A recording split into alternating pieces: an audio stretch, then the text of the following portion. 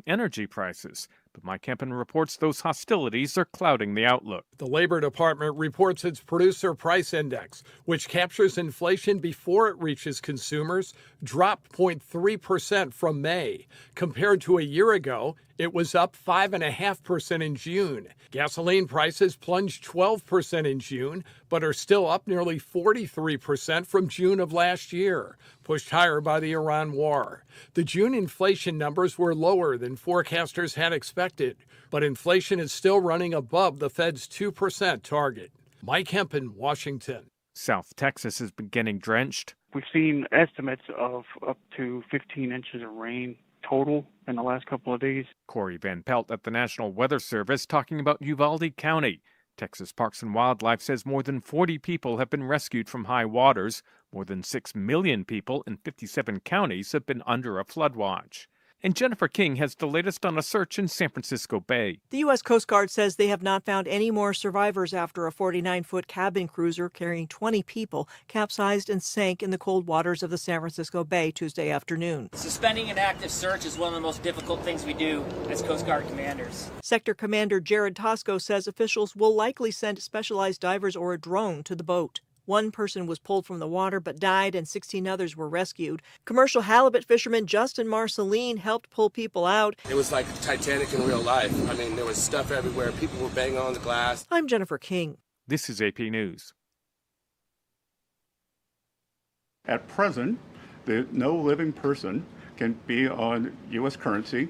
Treasury Secretary Scott Bessent in May, but Ed Donahue reports the U.S. Mint has started producing a new $1 coin. President Trump's face is on one side of the coin, surrounded by the word liberty and 1776-2026. Over the president's left shoulder are the words, "In God We Trust." On X, Treasury Secretary Scott Bessent said the coin is intended to honor the enduring legacy of liberty and a lasting symbol of patriotism. The dollar coin is not made of gold, but has a gold finish. Federal law prohibits the depiction of a living president on U.S. currency, but the Treasury Secretary has the ability to authorize the minting and issuance of coins in some circumstances. Ed Donahue, Washington. There's more news and the latest developments at apnews.com. I'm Ben Thomas. Thanks for listening.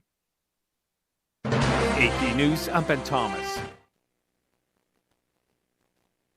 My name is Emma. I am 13 years old. 6 years ago, I was injured in a car accident that left me paralyzed from the waist down. Once I completed rehab, my mom applied for a canine companion service dog. Last January, I finally got to meet my service dog, Marcia. We quickly developed a very strong bond. Together, we go to my horseback riding lessons, school band practice, swim meets, and archery classes. Together, we pick vegetables, and we like to cut flowers. I love Marcia. She makes me feel like together we can do anything. I can't imagine life without her. She's a part of the family. We are just one of the thousands of teams Canine Companions has paired together over the past 50 years. With your help, we can continue for another 50. Visit canine.org to see the many ways you can change lives. I can tell that we are gonna be friends. Real talent is defined by what people can do, not where they learn to do it. So by stopping at the education section of a resume, you might throw away the perfect hire. Skills First Hiring helps you see talent others miss, like more than 70 million stars, skilled through alternative routes. Let their story unfold and gain a competitive advantage, because hiring managers who start with skills are 60% more likely to find a successful hire. Hire skills first. Learn why at tearthepaperceiling.org. Brought to you by Opportunity at Work and the Ad Council. My name is Erica. My son, Kason, is a patient at Shriners Children. My oldest called me and said Kason got burned. The trauma doctor came in and said he needs to go to Shriners. His injury was a big injury, and I think a testament to the care that we provide. He's fully functional. He's riding his dirt bike, doing all of the things that you would want him to do. We're just so thankful that Kason is still here. Go online right now to loveshriners.org. Military officer, law enforcer, policymaker. Service has been the cornerstone of Congressman James Moylan's life. James Moylan swore to protect America as an officer in the United States Army. As a parole officer, James worked with families affected by substance abuse and domestic violence. He was elected to the 35th and 36th Guam legislatures, and now James Moylan represents Guam's needs in our nation's capital as a member of the United States Congress. Congressman Moylan has fought for more than $3 billion for Guam, including almost $1 billion in military construction and roads, and law enforcement and first responder vehicles and equipment. Moylan is also working vigorously on standing up a regional office right here on Guam, a game changer for our 25,000 plus veterans, 40 years and 4 oaths. Dedicated, resilient, trustworthy, and proven. That's James Moylan. Re-elect James Moylan for Congress. Moylan works. I'm James Moylan, a candidate for Congress, and I approve this message. Paid for by James Moylan for Congress. David L. Camacho, Treasurer. Close your eyes and open your senses. The all-new 2026 Mazda CX-5 is here from $29,995 or $198 per paycheck for qualified buyers. Triple J Mazda. Balanced, fair, thoughtful. Wave 105 FM.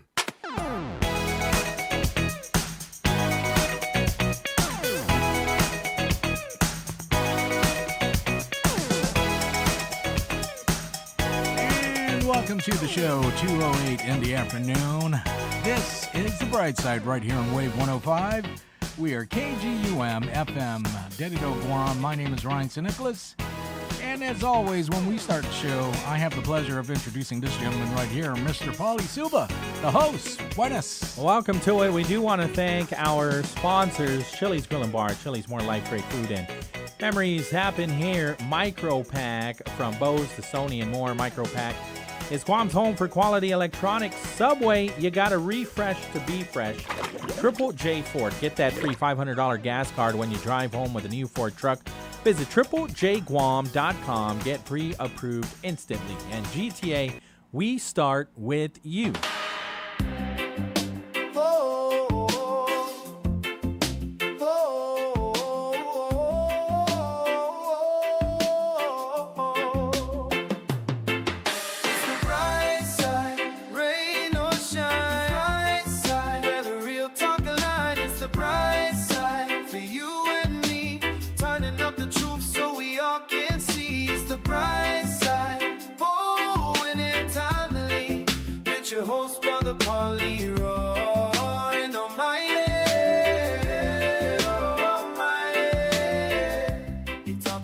Things important to 671-922-1051 or 1052. We are online, thewave105.com, as well as our YouTube channel, Wave 105.1 FM Guam.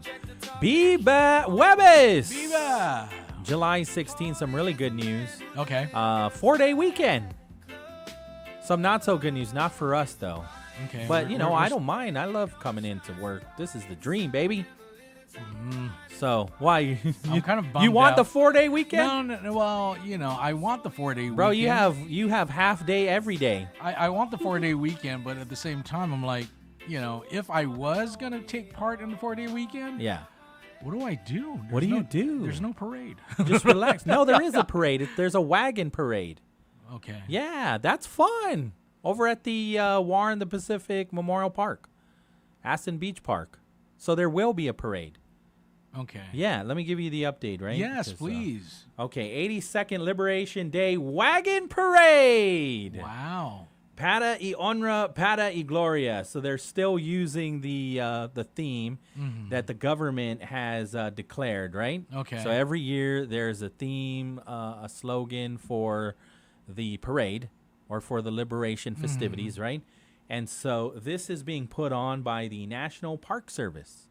Wow. Yeah, it's free, it's pet friendly and family friendly, and all are welcome. Families, schools, churches, organizations, pets, veterans, individuals, you know. And so, I mean, I know it can be difficult, and the mayor's offices and the agencies are still recovering from the typhoon, and so they don't have time, resources, and energy to build a float. Yeah. But I think you can put some things together in the office to decorate a wagon. Should only take you like one workday. Yeah, what's that, radio flyer wagon? Yeah. I wish I had one of those. Yes. Man. Those are old school. But there's so many, you've seen them. Like people put their toddlers, sometimes they're 8-year-olds, in these wagons, and they pull them around at the mall. And so You know what they there's used all to kinds do? of wagons now. It kind of reminds me, right? The wagons, I mean, it's off topic, but you know how everybody does these 5Ks, right, and whatnot, health conscious. Well, back in the 80s, I don't know if you remember this, but I'm sure your parents do. It was called the Carol Kai Bed Race. Now, I do remember this. I vaguely remember they were pushing down beds over at the Sinahanya Hill.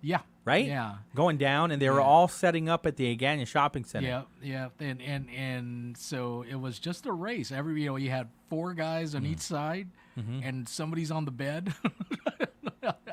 And it was a race.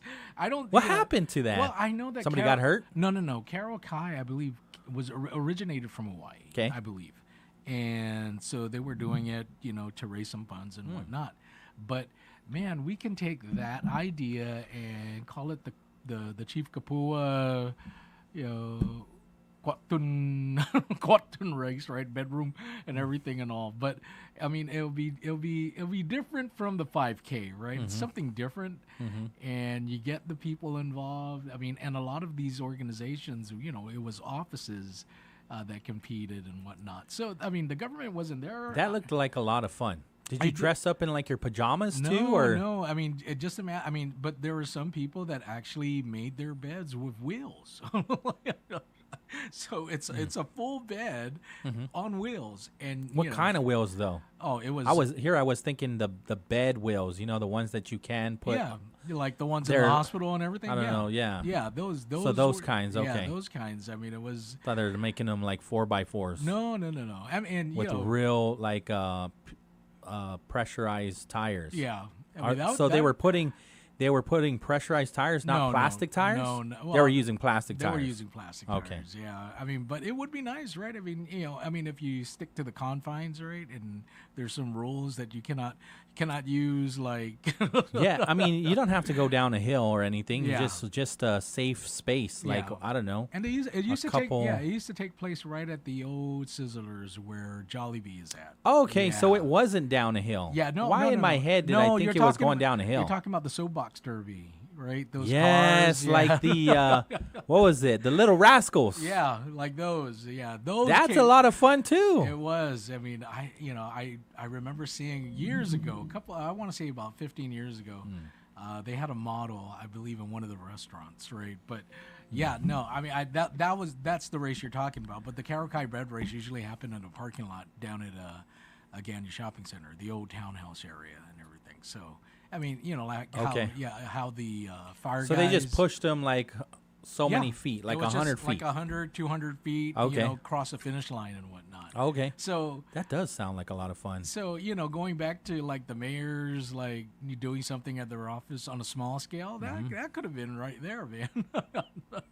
Make beds instead of wagons and everything, and, have your queen just lay down and chill out. It's like after the storm and everything, everybody needs to get a rest and everything.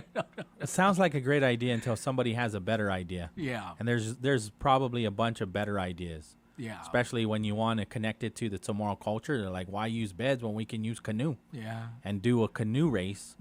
Because that's more cultural. Yeah. I mean, but, again, I mean, at this point. Because have you seen the one where, I forget who it was, or... They're doing the whole thing in the front, those dragon boat races. Oh yeah, like from Thailand and stuff. Yeah. And there's a little kid in the front. It's funny. That looks like a lot of fun. Because I know that the Philippines and Thailand, right, back in the day before being colonized, we were traders, right, and we used the sea as our highway pretty much, and so. They decided, Taiwan was, and the Philippines decided, you know what, we're gonna establish this connection again. And so you had people on the shore in Thailand and also the Philippines actually meeting up together.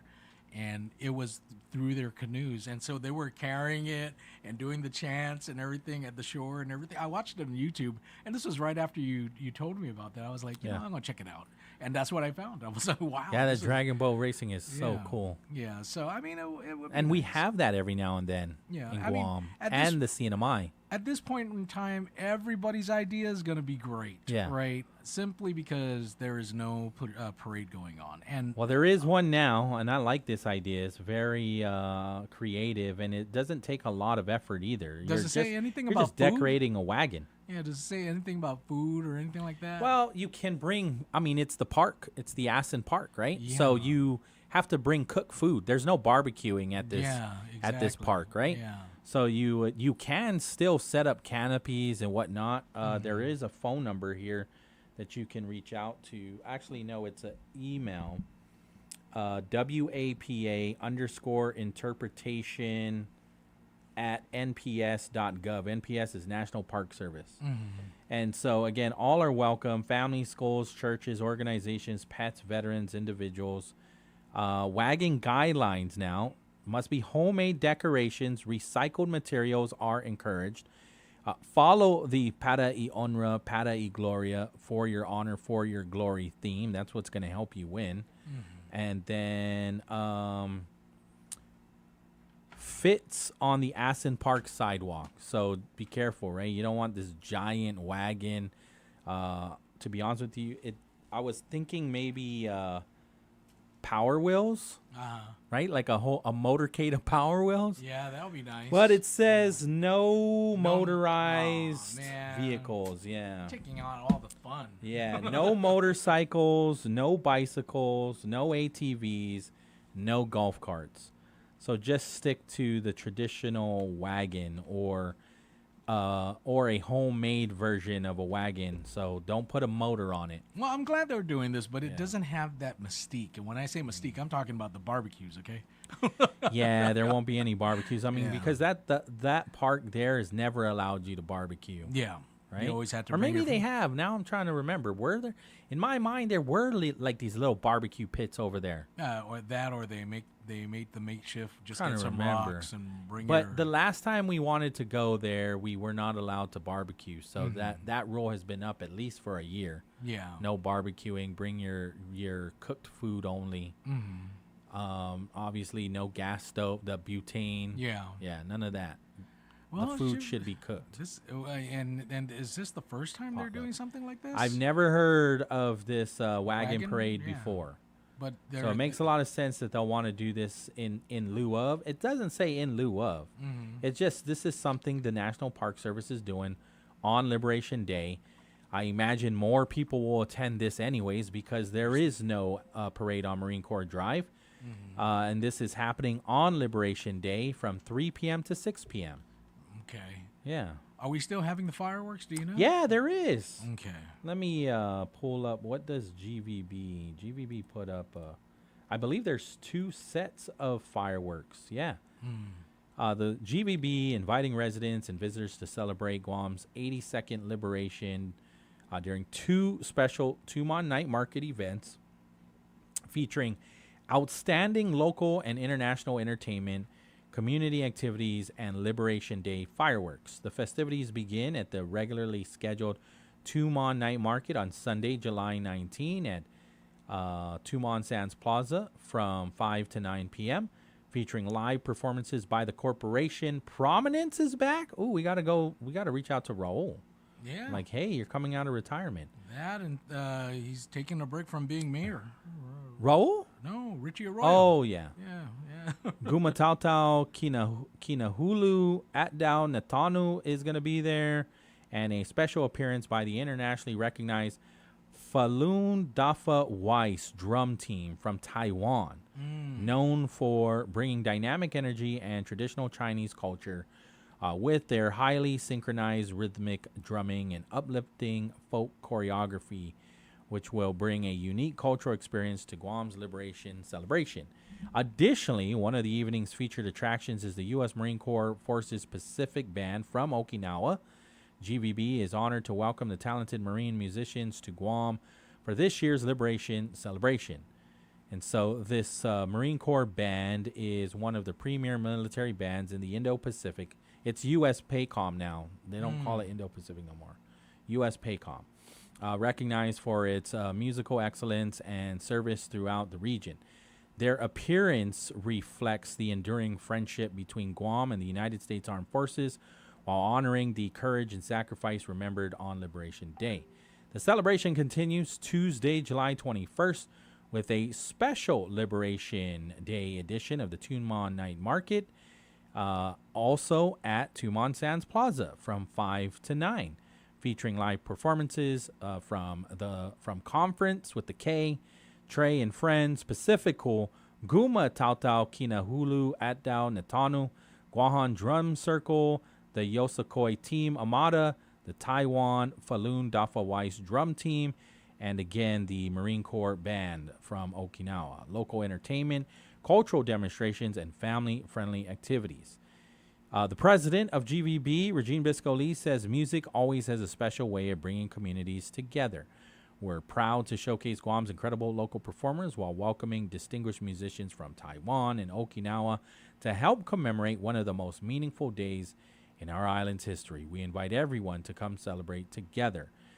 There will be satellite parking and transportation available at Ipao Beach on Sunday, July 19, and again Tuesday, July 21st from 5 to 9 p.m. Visitors can park at the Governor Joseph Flores Park and then take advantage of the convenient shuttle access to the Tumon Night Market festivities. As far as the fireworks, there will be one set in Hagåtña and another set at Ipao. So the first one will be in Hagåtña, and they will fire off those fireworks in Hagåtña at 7:21 p.m. So that time is obviously to honor July 21st, right? Mm-hmm. And then they'll shoot off another set of fireworks in Tumon at Ipao Beach at 9 p.m. Residents and visitors are encouraged to enjoy the displays from safe viewing locations as everyone gathers to celebrate. GVB asked the public to help ensure a safe and respectful evening for all by following these safety tips. Do not gather near the designated fireworks launch site and follow directions from public safety personnel. Pet owners are encouraged to secure pets that may be frightened by loud fireworks. Families are encouraged to check on the well-being of veterans, manumku, and loved ones who may have the sensitivity to loud noises during the fireworks display. Please be patient, drive safely, and help make this year's Liberation celebration enjoyable for everyone. GVB looks forward to welcoming the community to Tumon to celebrate Guam's history, honor those who came before us, support local businesses, and enjoy this unforgettable weekend of music, culture, and fellowship.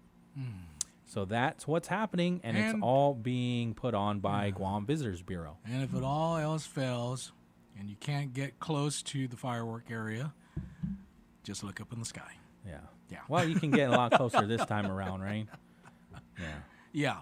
I think, because from the vantage point at Fort Apugan or anywhere in Agana Heights, you could actually watch it. Both in Tumon and, where's the other place? Hagåtña? Yeah. Especially in Hagåtña. Yeah, they're going to shoot it off somewhere near Taki Island. So no matter where, there's some very good vantage points over by Paseo. And Paseo's not open, right? I mean, I remember the governor saying something like, do not come to Paseo because it's still there's a lot of rocks and debris from. I'm not sure. Yeah. I mean, that makes a lot of sense. Yeah. So I need to be honest with you. That's a good question. I can ask the director of Tomorrow Affairs. Yeah. Because he oversees Tomorrow Village, and so I don't know if Tomorrow Village is ready to open again this Wednesday. Yeah, I mean only because that is great vantage point, right? Watching the fireworks from Paseo, and if it's closed, I don't think anybody can go down there. Yeah. Yeah, it's going to be a danger to them with all the rocks and debris still there. On the city side, on Marine Corps Drive, especially near the Guam Museum, that's a great place to watch. Yeah. You can also go to Fort Apugan. I know that place fills up real quick. And then also the west side, East Agana area. Yeah. Yeah. They got some good You can watch. It's a decent view over at Adaloop. People will go and watch from Adaloop, but it is pretty far. Yeah. So, I mean, the fireworks aren't as close. You'll see it all. It's just going to be a whole lot smaller. And you can't hear them as well as if you were closer to Hagåtña. So, yeah. So there will be fireworks, though, and there will be 2 sets. Well, that's good to know. Yeah. Thanks, GVB. Let's see here. There have been a number of updates from Joint Information Center as well. I know GPA put out its final report yesterday. They've restored 99% of the island's electricity. This will be the last daily power restoration update, and then that was last night too, because most customers now have power, which is very good news. Not everybody has power though, and that sucks when you know that you're the 1%. The one percenters. Yes. However, like Joyce Sayama has said, the communications manager, they're not going to leave anybody behind. And so GPA crews still working on, again, this is as of last night, the final daily report, restoring power to the smaller number of homes and businesses still without electricity. They're fixing power outages, lights that flicker on and off, lower high voltage problems, single phase power issues when only part of a home has electricity, and then reconnecting customers who have finished electrical repairs after receiving an emergency work clearance. I know a few people that they lost their weatherhead, and so they are definitely in line, like not literally, but just waiting for the call as to when they're ready, because there's a couple steps that need to happen, right? They have to remove the damage. No, they have to remove the meter before they can actually fix the weatherhead. Yeah. And so some people that I know haven't even had their meter removed yet. Yeah, and that can't happen unless GPA right, is there. Right. And so once all remaining outages are repaired, GPA will move into Phase 4, which includes, see, you're correct. There is a Phase 4. Phase 4 is repairing and replacing street lights. Yeah. And improving overall power quality around the island. Now, it is not GPA's responsibility to replace traffic lights. That's DPW's. That's DPW. And we know that there is a shortage of traffic lights since Mauar. Yeah. What they were doing is they were like cannibalizing traffic lights and even some of the what do you call it? The parts that turn those lights on in certain other areas. And certain other traffic lights and whatnot were not operating properly, so that the main traffic lights on major intersections could. Is that why when it turns green, 2 seconds later it's red? Yeah, and so, that has been an ongoing issue. I remember when the 37th Guam legislature was asking questions, when are we going to get the shipment of traffic signs, stop signs, traffic lights, and parts. And so it was supposed to be any month now. We went through multiple summers, and that any month now has been delayed tremendously. And unfortunately now we've got Sinlaku damages, and we have Bavi damages that are piling up as well. And so now there are even less traffic lights on those lines. Some are just like dangling for dear life. They're just hanging on. I'm like, that's pretty dang dangerous. Hopefully they've removed those ones. I've seen those, and I'm like, I veered off to the other lane, right? Because that thing, like, man, all it takes is just for that thing snap and boom, right there on top of my car. For sure. Anyone still without power or having electrical problems should contact GPA, and that's 647-5787, 5788, or 5789. Customer service will remain open daily from 6 a.m. to 8 p.m.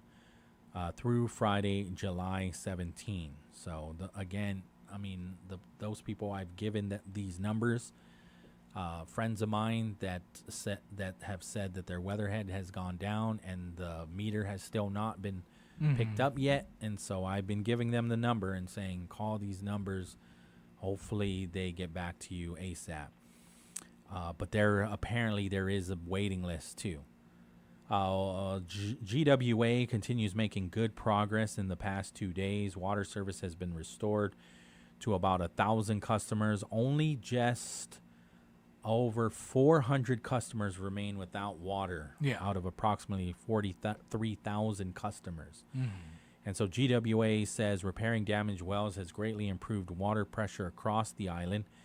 There is a boil water notice that remains in effect. Water conservation measures are still in place, so residents should continue using water carefully. Please hurry because my paint job, and so we got to take care of that, right? So I'm like dusting it off. The salt air already. Come on, with all the mist that's been going on with the typhoon. Dusting it off, and the puddles and the mud, and it's just sticking. And that's going to ruin people's paint jobs. Yeah. So almost at this point, like people are going to just ignore this and just do it. And so they're going to have to do a better job of enforcing. Because if you don't enforce, then people are just going to ignore it. Just like people ignore so many other things that we're not enforcing. Okay, so starting today through July 24th, the Guam Recovery Office will begin inspecting homes damaged by Super Typhoon Bobby. The information collected will help determine whether Guam should ask FEMA for individual assistance for homeowners and renters. Residents are encouraged to self-report damage if their home was affected. When reporting damage, residents should provide name, phone number, address, estimated damage level, affected, minor, major, or destroyed. Right? Again, that's how you will address your estimated damage level. Either it's affected, it's minor damage, it's major damage, or it's destroyed. And so, did you see that landslide that affected some homes in Santarita, Sumai? Oh, yeah. Yeah, that's destroyed. And it's not the first going time. all the way across that house. I know there was a landslide where half of the ground was sticking. I mean, was caved in, and the house was pretty much on its foundation, a cement foundation. Right. So like half of the house was underground, and the other half was pretty much. If you took a picture from a certain angle, it looked like it was floating. Right. So hopefully they work that out. Don't forget to take photos of all damage, save receipts, keep repair estimates, and insurance paperwork. Self-reporting does not mean you're applied for FEMA assistance. FEMA individual assistance has not been approved. The survey will simply help Guam determine if enough damage exists to request federal assistance. And then the typhoon debris disposal site is going to be closing soon. It will close Thursday, July 23rd. So we have about a week, right? And so you've got Epal Point in Tamuning that accepts green waste and construction debris, and Tizin that accepts green waste only. Separate your debris before arriving. The site does not accept household trash, appliances, electronics, furniture, tires, hazardous waste, and vehicle parts. A second Tier 2 shelter has opened at the Stumbo Gym as residents continue relocating from emergency shelters. The shelter is managed by the American Red Cross with support from Public Health and GPD. The first Tier 2 shelter at the Talampago Ordot Community Center currently houses about 204 residents, including adults and children. And so, as far as senior centers and child care, Public Health is saying the Tamuning and Dededo senior centers were damaged by the typhoon. They are only providing grab-and-go meals for seniors at this time, and the child care facilities are open and operating. And then on the park updates, cleanup continues at Guam parks with help from staff and participants in the Governor's Summer Youth Employment Program. The Angel Santos Memorial Park in Hagana is open. The Epal Beach Park, except for one barricaded area near the Hilton, is closed for safety. And okay, you're correct. Paseo Peninsula remains closed through the Liberation Day holiday weekend. Expected opening is Wednesday, July 22nd. If Paseo reopens as planned, then the Tomorrow Village Night Market is expected to resume that evening. Next cleanup efforts will focus on Matapang Beach Park. And then, of course, we got the update about the bucket trucks, right, that have been brought back to Guam to help GPA restore power. So that's really good news. And then the Port Authority is, again, saying that unloading the specialized vehicles, the bucket trucks and the vans, at H Wharf was the first operation of its kind and required coordination between like the U.S. Coast Guard, other federal partners, other GovGuam agencies as well. So that is a number of JIC releases combined to give you the updates since yesterday. Yeah. Okay. So let me see here. Yeah, more. I think I gave you the latest on GVB. If anything else comes out from GVB as far as Liberation Day festivities, we'll share it. We'll be here till 6. And then, like I mentioned before, there will be a parade. It's not the parade that we're used to. It's the wagon parade over at the Asin Park, the War in the Pacific Memorial Park. It's being organized by the National Park Service. It opens up at 3 and goes all the way till 6. Everyone's welcome. Families, schools, churches, organizations, pets, veterans, and individuals. It's free to register for the wagon parade. Again, WAPA_interpretation at nps.gov, or just go to the National Park Service's website, and I'm sure you can navigate your way through to get more information, right? And so, again, wagon guidelines, it must be homemade decorations, recycled materials are encouraged. Make sure to follow the Para y Honra, Para y Gloria, for your honor, for your glory theme. And these wagons should fit on the Asin Park sidewalks. What is not allowed? Wagons that are motorized, motorcycles and bicycles, ATVs, and golf carts are also not allowed at the park. Again, 3 p.m. to 6 p.m. at the Asin Beach Park, July 21st. So that's a Tuesday. 2:39 in the afternoon. We'll take the break? Yes. All right. This is Wave 105. Thanks for hanging out. We're shedding old fears today to look at how one of the world's most terrifying creatures secretly saves human lives in modern hospitals. Welcome to the National Day Spotlight for July 16th. World Snake Day is typically a time when wildlife sanctuaries try to convince us that these slithering reptiles aren't quite as scary as they look. But while snake venom is universally feared as a dangerous toxin, it is actually one of modern medicine's greatest assets. Laboratory scientists use the complex proteins found inside viper and cobra venom to synthesize critical fast-acting pharmaceuticals. These specialized medications lower high blood pressure, dissolve blood clots, and stop strokes in emergency rooms every single day. By studying how these predatory chemicals interact with human cells, researchers have successfully transformed a deadly weapon into a weapon against disease. It turns out that a creature we usually associate with danger is secretly helping to preserve millions of human lives. You know, that's really pretty incredible that the snakes use this as a defense to get rid of us. Yep. So we take them and use it to save us. We should let them know and thank them. Probably. I think they would really appreciate that. I'm still creeped out by snakes, okay? I'll admit it. We are also celebrating National Corn Fritters Day and Get to Know Your Customers Day.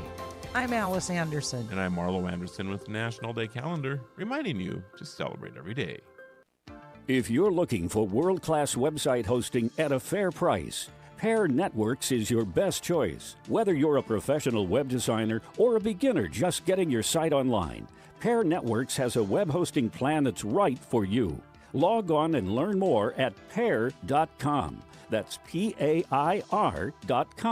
Pair Networks, world-class web hosting at a fair price. Visit us at pair.com. Pair Networks. Registering a domain name on the web? You should know about Pairnic. Pairnic offers .com names at a great price with quality service you expect. Because Pairnic is powered by internet leader Pair Networks. Whether you need a domain name for business or personal use, Pairnic is your best choice. Remember Pairnic when you need a domain name. That's PAIRNIC.com. Pairnic. Hafaday Guam, over the last 2 years, we have built strong relationships, opened new doors, and created real opportunities for our island. Those partnerships continue to grow stronger, and together, we are making meaningful progress for Guam. Early voting for 2026 primary elections begins July 9th and runs through July 25th. at the Westin Resort. Tuesdays through Saturday from 10 a.m. to 6 p.m. Now is not the time to lose momentum. The foundation has been laid. The relationships have been built, and opportunities before Guam have never been greater. Your vote will help ensure we continue moving forward together.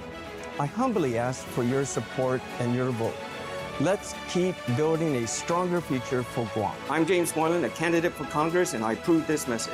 Paid for by James Moylan for Congress. David L. Camacho, Treasurer. Close your eyes and open your senses. Introducing the all-new 2026 Mazda CX-5. Thoughtfully redesigned with a refined interior, larger 15.6-inch touchscreen display, advanced connectivity, and Mazda's signature driving experience. Enjoy elevated comfort, intuitive technology, and craftsmanship designed around you. The all-new 2026 Mazda CX-5 Sport is available from $29,995 or just $198 per paycheck. Get pre-approved instantly at triplejguam.com.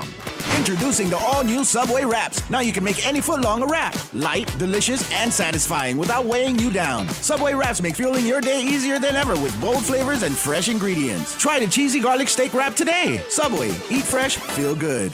The road to Adelup is off and running. This time, we sit down with Republican candidate Speaker Frank Blass and Dr. Mary Okada. Catch the full conversation that took place on May 7th on the Wave 105's YouTube channel. Stay informed and hear their vision for Guam's future. Wave 105 is a glimpse of Guam radio station.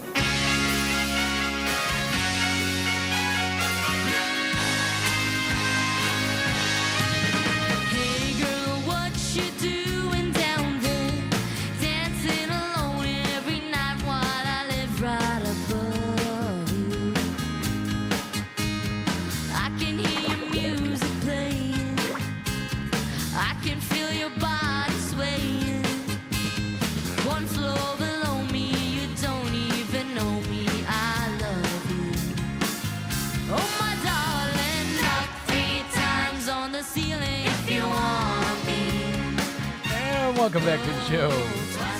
This is the Bright Side right here on Wave 105. Sending it back to Pauly Suba. This song goes hard. Oh, yeah. Yeah. I'm like, dude, they need to do a remix on this. They need to do a cover. Like, Post Malone need to do this song. That, maybe even Bruno Mars. I don't know. Yeah. I could totally see Bruno doing a cover on this. Heck yeah. Very good song. That was, let me see. I don't know who does it. This is a 60s song? No. Tony Orlando, 70s. 70s song? Tony Orlando and I remember Don. this jam. Yeah. First time I heard it was in a movie called Now and Then. Nice. Yeah. And then I believe, Tony Orlando was the one who did the song for, what was it, Tie the Yellow Ribbon? Remember that song? Okay. Yeah, and it was supposed to, and a lot of people, during the Vietnam War. Yeah, because their sons were in Vietnam. Yeah, but believe it or not, that song was actually written for prisoners. Oh, really? Yeah, tie that yellow ribbon down the old oak tree, if you still love me. Waiting for the loved one to come to get out of prison? Yeah. I mean, everybody's innocent, Yeah, but they were charged unfairly. Mm-hmm. So yeah. So no one should be in jail. Yeah, Tony Orlando. Everybody was charged unfairly. So just wait for me to get out. They did their time. I did my time. Da da da da. So yeah, everybody's innocent. Yes. There's an update here. I mean, we've been kind of tracking this. We weren't quite sure what is going on with the chief prosecutor, but the Attorney General's office sent us the actual resignation letter from Curtis Van de Velde. And so I'm just looking at this now. It was sent a couple minutes ago. He says a recent Guam Supreme Court decision interpreting Guam law prevents him from doing both jobs at the same time. So it's not health issues. Yeah, okay. He wants to finish helping his longtime clients before joining the Attorney General's office. We did hear him say that in that one court hearing that was live. It's on YouTube, and it wasn't very straightforward, but he shared that exact sentiment. Well, what did that he Attorney wants Pete- to yeah. continue to help his longtime private clients that he has been represented for years, and that is why he asks to be excused. Yeah. So and he's saying this in this resignation now. He wants to finish their cases so they wouldn't have to spend more money hiring a new lawyer. He says he wasn't paid for several months, and he says he was originally supposed to work part-time under a contract, according to the letter. Then, Governor Lou Leongaro did not approve that contract.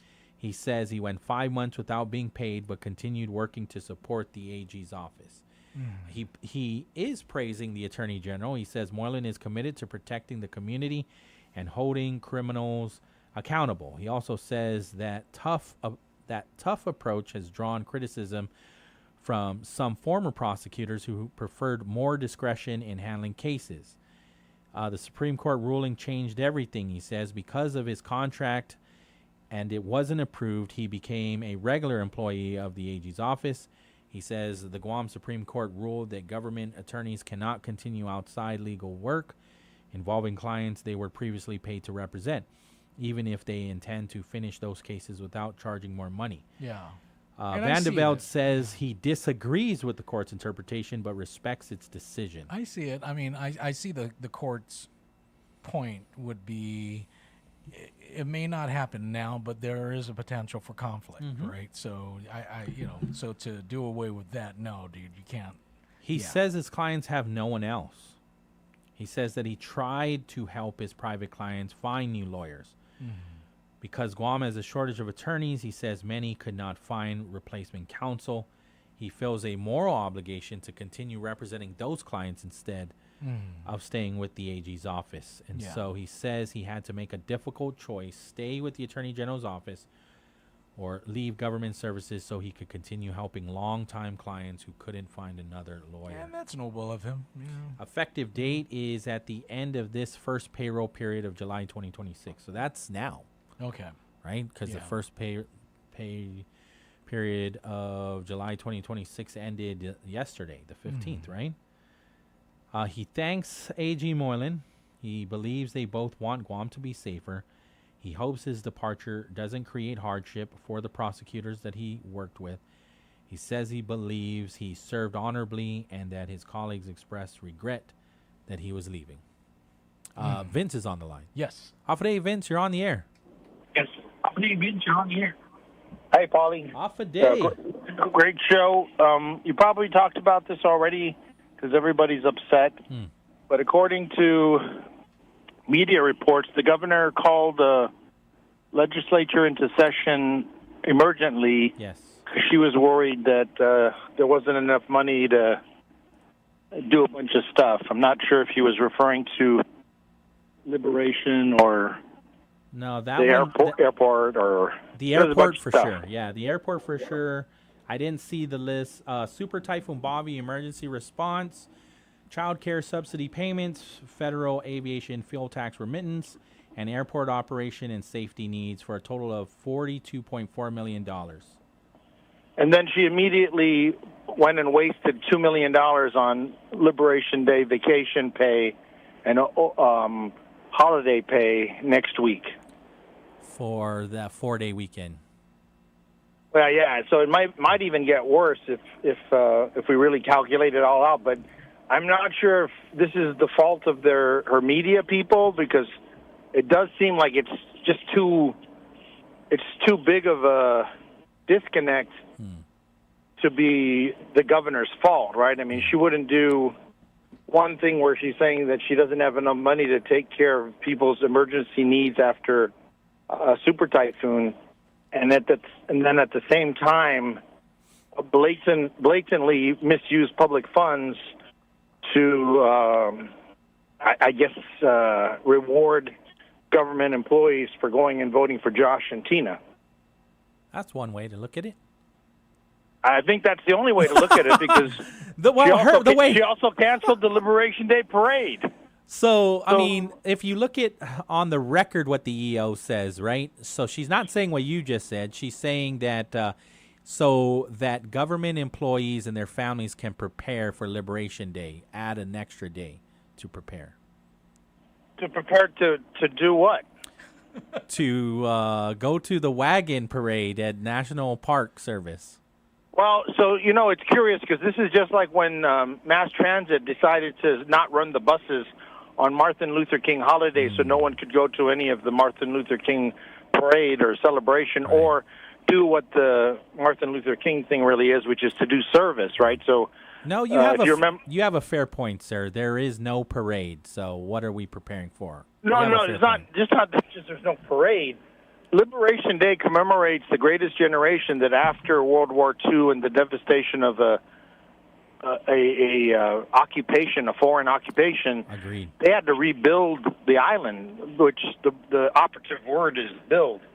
So these people that we are supposed to be commemorating are not just the Marines who liberated the island, but the Chamorro people, the families, the people, and it wasn't just Chamorros. There was a lot of people that worked very hard to build Guam after the war.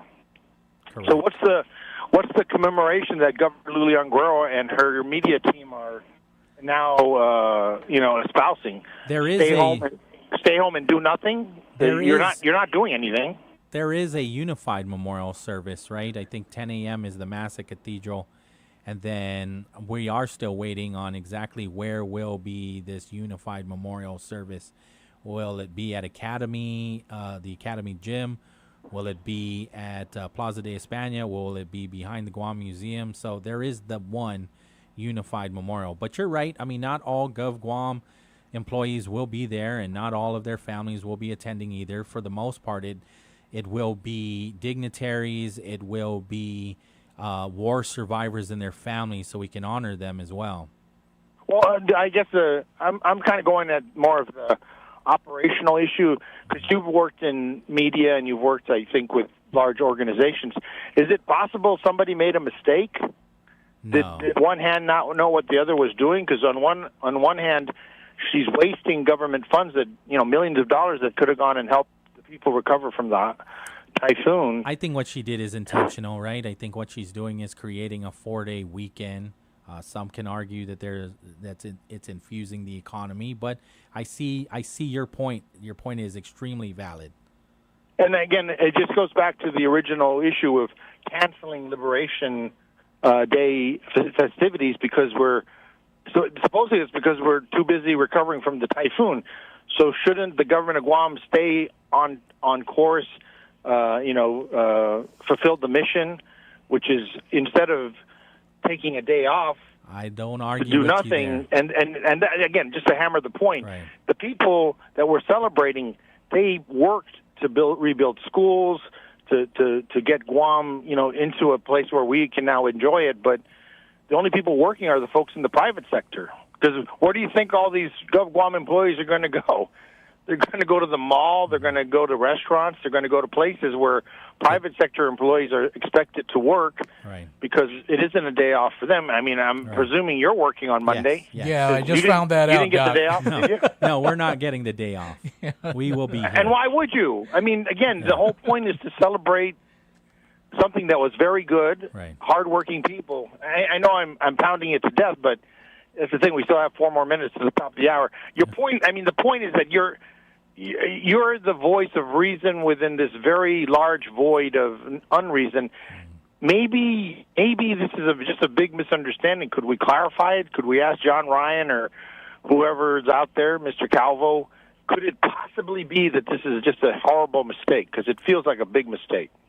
I agree that it feels like a big mistake. However, I'm very certain that her issuing the executive order is very intentional. That there's no mistake. Just, I wouldn't think that a governor would be that. There's no mistake. Heartless, careless. It really is a slap in the face of a lot of people, including the people who are still alive from the liberation of Guam, because they worked very hard to make Guam a great place, and many of them own their own businesses and bequeath it to their family. I guess I'm disappointed. I'm sorry. I was calling to get uplifted on this Feel Good Friday, but apparently it's Thursday, so I don't feel too good about That's this. right. That's right, sir. No, you're making some fair points.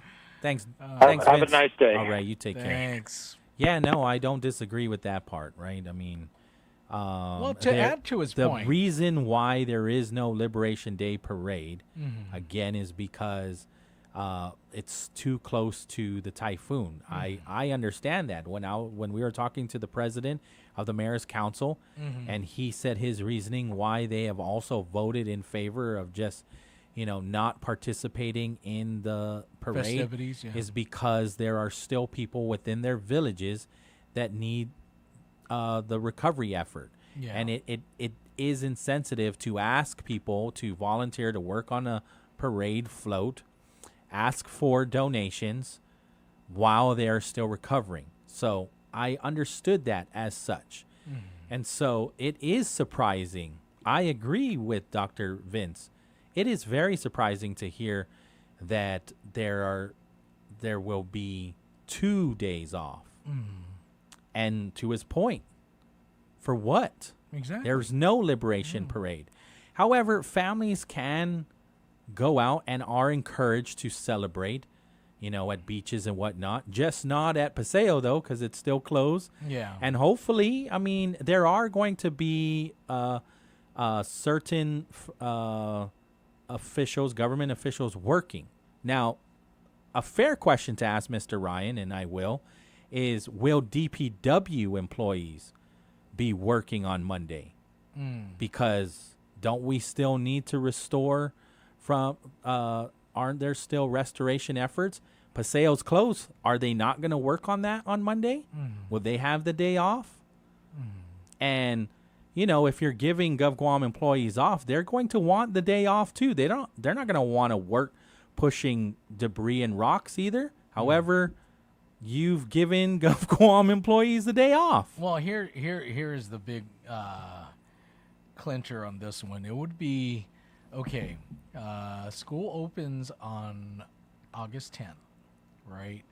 Now, with the no parade, all the festivities and, the recovery of that being the reason, it kind of begs the question, are we going to start on time with GDOE?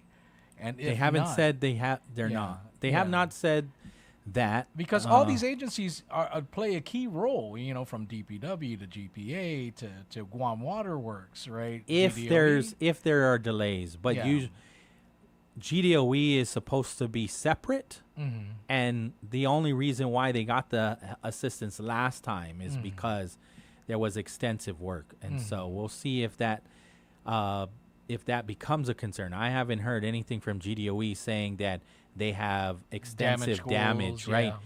Now, they did have the shelters, right? But we just, found out from the JIC release that all of those that are in the shelter have now been moved to Talampago Ordot. So that's not going to hold them up from opening the schools on time and for schools to start their instructional year on time. Yes. I mean, it's just, that's what I'm watching out for. Yeah. I mean, what's going to be, considering that we are doing away with a lot of these special events like the Liberation. I mean, it just begs the question. I mean, if everybody's all about recovery, there should not be any reason why we start late with school. And so the other point is, okay, if there's no parade, but we just did share what GVB is doing, right? There are two night markets, one on Sunday, so GovGuam employees, you could just party all night long because there's no work the next day. And then you have another one on Tuesday in honor of the actual day, Liberation Day. And no, Vince is correct. I mean, Liberation is more than parades and barbecuing.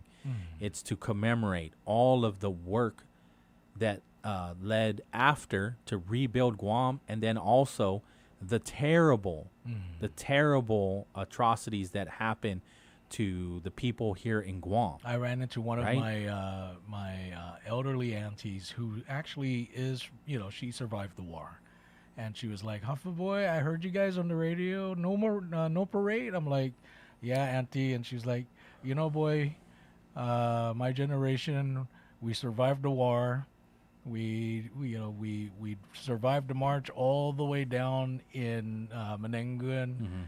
And, this is, it hurts me, boy, because, that first Liberation Day that we had back then was so meaningful, and it just hurts that we're not celebrating and Or she was commemorating. Yeah, and she said, I've been through all the typhoons. I've been through all the recoveries. And there were times where there were typhoons right before the parade, and they still had it. Well, and Liberation Day is for everybody, whether you're Gov Guam employee or not. Liberation Day is for everybody. I think that more effort should go into it. I understand the amount of funding and resources that go into this day. This is our day. No one else in the world celebrates this day, and for good reason. Again, commemorating, right? What all of the atrocities, all our ancestors that went through something so terrible, and then a U.S. military came in and liberated a people from these atrocities, and then rebuilt Guam back, right? And so that should always be commemorated, and I agree with all of that. Aside from Hawaii And being so that's attacked, not just Gov Guam. You know, Guam and Hawaii were the only U.S. Soil that was attacked, but Guam was the only one Invaded. and occupied. Yeah. You know, so that carries a lot of meaning, man. I mean, you go down to the legislature. Well, the and Philippines was too. Yeah. Right. but At that point, time, yeah. that was U.S. soil too, Yeah, right? yeah, until like right after 1945. Yeah. and So everything. they also were. I mean, maybe I got my history wrong, but the Philippines was also invaded. Yes, they were. And occupied. Yeah, that's when General Douglas MacArthur said, "I shall return." Yeah. And he did. Yeah. So we share a lot of history with our brothers and sisters in the Philippines. 3:04 in the afternoon. Let's take the break. KGUM FM in Dededo, Guam. We should be getting our friends on the territorial review. They should be just around the corner, if not so. When we come back, we'll have guests in studio. This is Wave 105. AP News, I'm Ben Thomas. U.S. forces intensified strikes on Iran early Thursday, hitting targets farther north. They've also fired into a ship accused of trying to break the U.S. naval blockade. Tehran's again retaliated with missile and drone fire targeting Bahrain and Kuwait.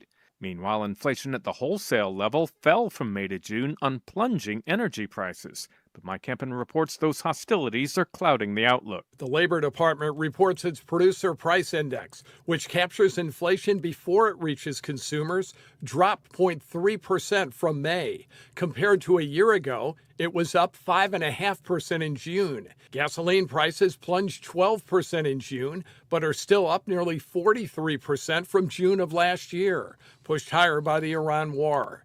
The June inflation numbers were lower than forecasters had expected, but inflation is still running above the Fed's 2% target. Mike Hempen, Washington. South Texas has been getting drenched. We've seen estimates of up to 15 inches of rain total in the last couple of days. Corey Van Pelt at the National Weather Service talking about Uvalde County.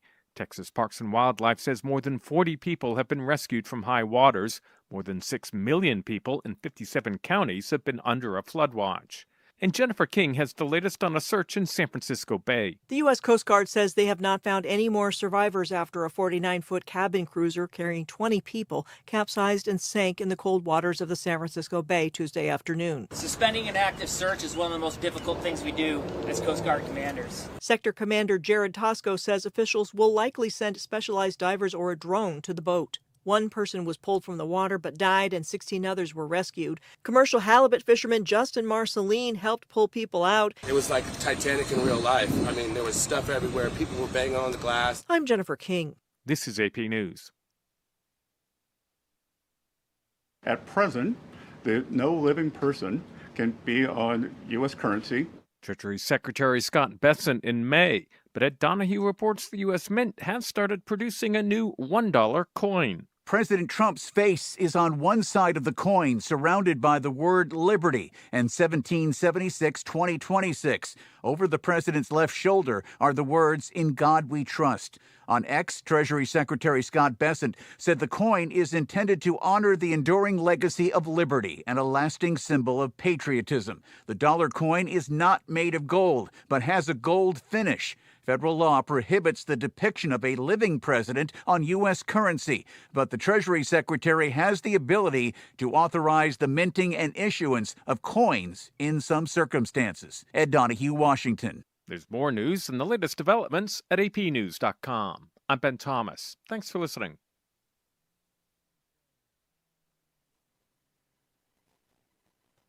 Talking about guns with others might not always feel comfortable, but it could save a life. Here's a way to start a conversation. Your family is going over to your neighbor's home for dinner for the first time. How would you ask if there are any unlocked guns in the home? Hey, we're so excited for tonight. Before we come over, may I ask a few questions? Yeah, of course. Do you have any pets? Yes, we have a dog. Great. Do you have a pool outside? Nope, just a big old backyard. Nice. Another question. Are there any unlocked guns in the home? Our guns are stored securely, locked in a safe that the kids can't access. Awesome. Yeah. Now, let's just talk about what we can bring for dessert. Learn how to have the conversation at agreetoagree.org. A public service announcement brought to you by the Ad Council. Real talent is defined by what people can do, not where they learn to do it. So by stopping at the education section of a resume, you might throw away the perfect hire. Skills First Hiring helps you see talent others miss, like more than 70 million stars, skilled through alternative routes. Let their story unfold and gain a competitive advantage, because hiring managers who start with skills are 60% more likely to find a successful hire. Hire skills first. Learn why at tearthepaperceiling.org. Brought to you by Opportunity at Work and the Ad Council. My name is Erica. My son, Kason, is a patient at Shriners Children. My oldest called me and said Kason got burnt. The trauma doctor came in and said he needs to go to Shriners. His injury was a big injury, and I think a testament to the care that we provide.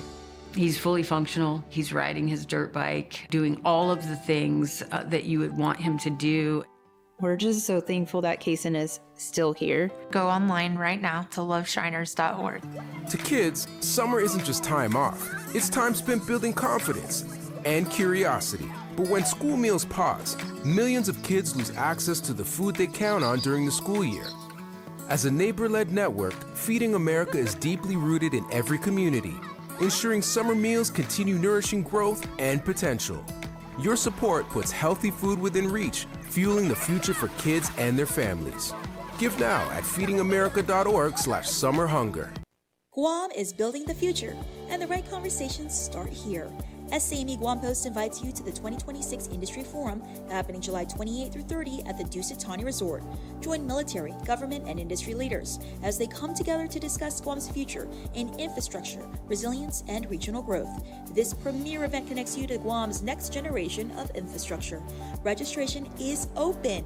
Visit GuamIndustryForum.com. The 2026 SAME Industry Forum, delivering Indo-Pacific readiness. Eat fresh in just a few clicks. Order online at SubwayPacific.com for pickup or delivery. Online ordering at SubwayPacific.com is powered by Good to Go. We deliver. At Subway, you gotta refresh to be fresh. Hafiday Guam! The Guam Hotel and Restaurant Association invites you to the Fair Trade Show, Guam's premier hospitality and food service event. Join us August 19th and 20th at the Hyatt Regency Guam from 8 a.m. to 5 p.m. Experience hands-on training sessions and exciting culinary competitions featuring professionals, apprentices, and pastry talent. Discover new products, connect with suppliers, and celebrate Guam's hospitality industry. Don't miss Fair 2026. Visit GHRA.org for details. The road to Adelude continues. This time, we sit down with Republican candidates. Vice Speaker Tony Atta and E.J. Calvo. Catch the full conversation that took place on May 5th on the Wave 105's YouTube channel. Stay informed and hear their vision for Guam's future. Wave 105 is a glimpse of Guam radio station.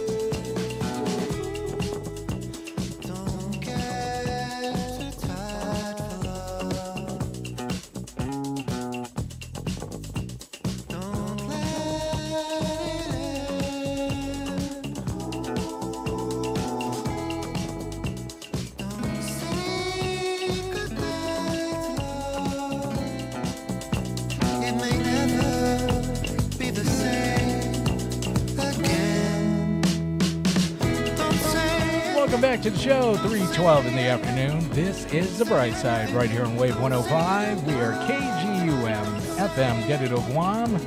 Thank you for tuning in. Let's send it back to the host, Mr. Pauly Suba. Buenas. Welcome back. We do want to thank our sponsors, and that's Triple J Ford. Get a free $500 gas card. When you drive home with a new Ford truck, visit triplejguam.com. Get pre-approved instantly. GTA, we start with you. Chili's Grill and Bar. Chili's, more life, great food and memories happen here. Micropack, don't miss a memory. Get your travel cameras and storage essentials at Micropack today.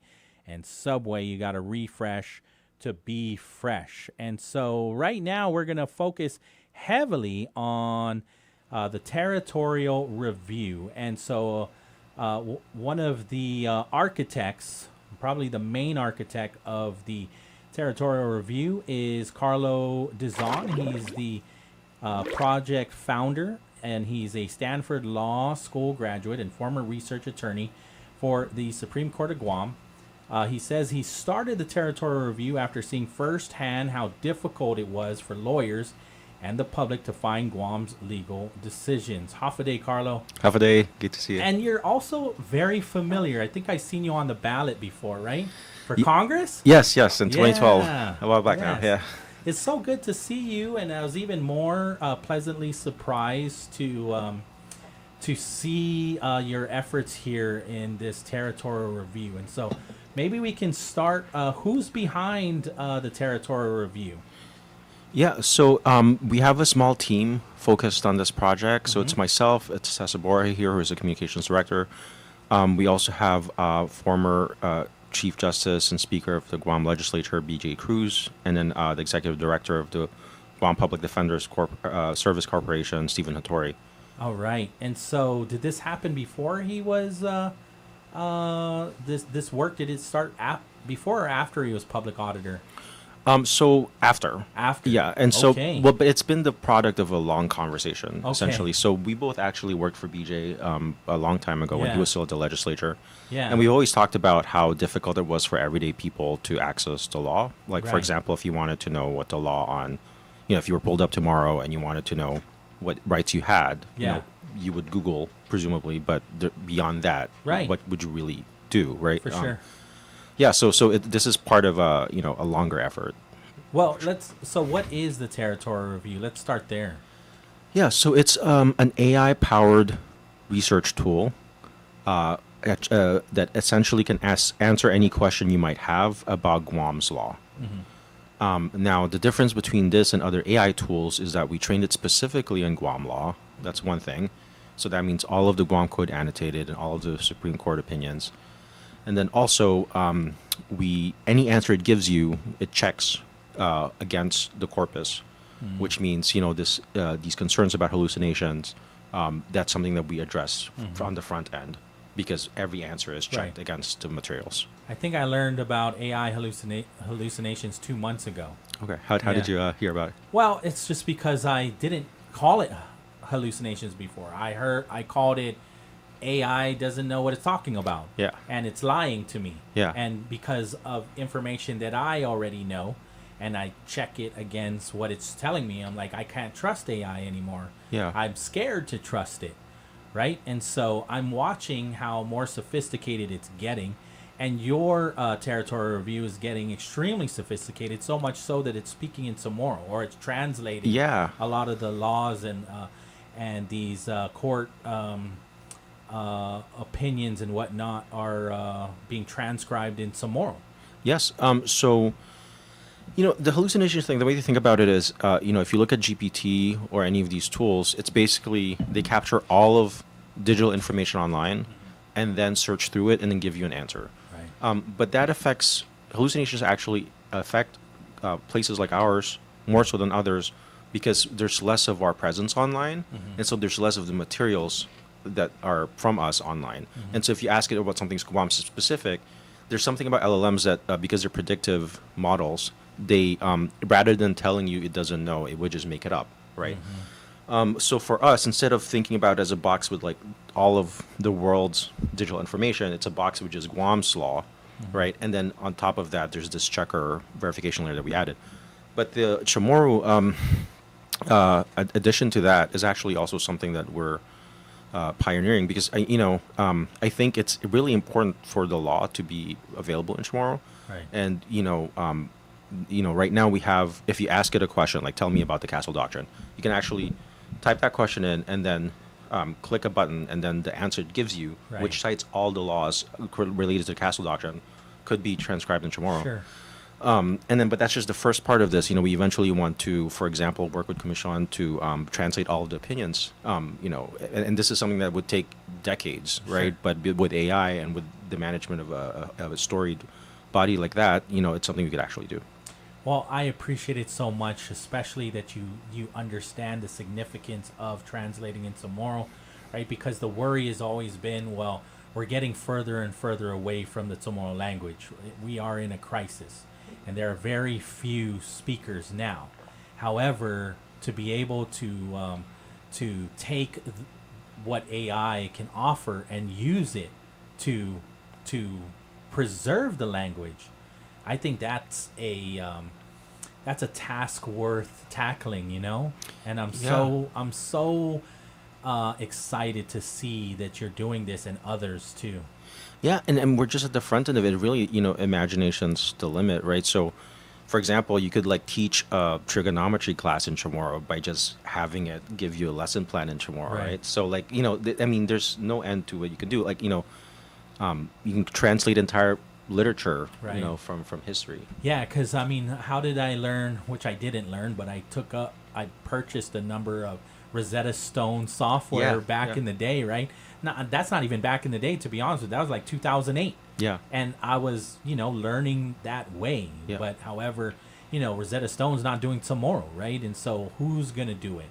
Yeah. And so people here in Guam that understand the importance of preserving the language. However, reading law and definitely reading Guam Code annotated and subsection, even though it's in English, it goes over our heads tremendously. For sure. And so how do we simplify that part? So first, before we can go on to Chamorro. Yeah, so there's actually a cool part in the website, so I can run you through it. But basically, if you go to a territorial review, and let's say, ask it a question. Let me go there now. Yeah. Okay, I'm there now. Okay, and then let's say you type in something like, tell me about the law of self-defense.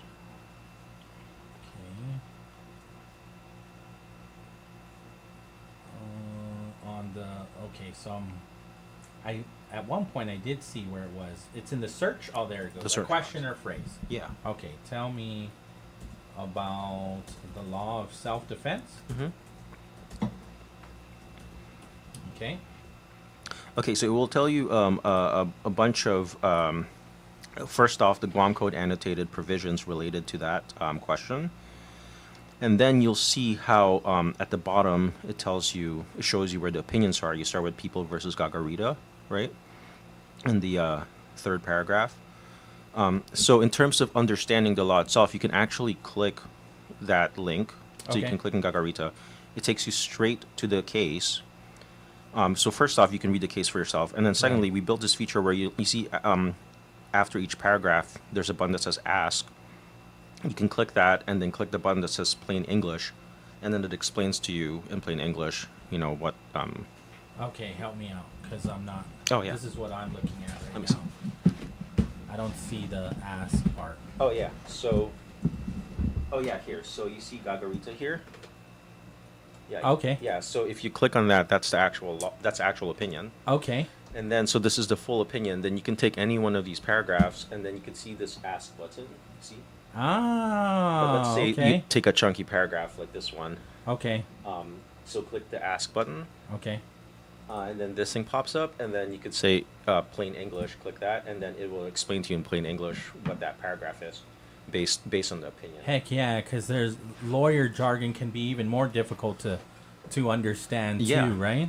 And so right now, this answer you can't translate into tomorrow, but the original answer, Sure, yeah. you could. All right. See, so when we want to know more about Gargarita appealing his conviction because he claims the jury was given confusing instructions about the law, it goes on. This paragraph then describes what happened. In 2013, Gargarita was dating Irene while she was living with her ex-husband, Anthony. Yeah, I could totally understand this. Yeah. So it's and you can keep asking questions, Right. like ask about this paragraph. Okay.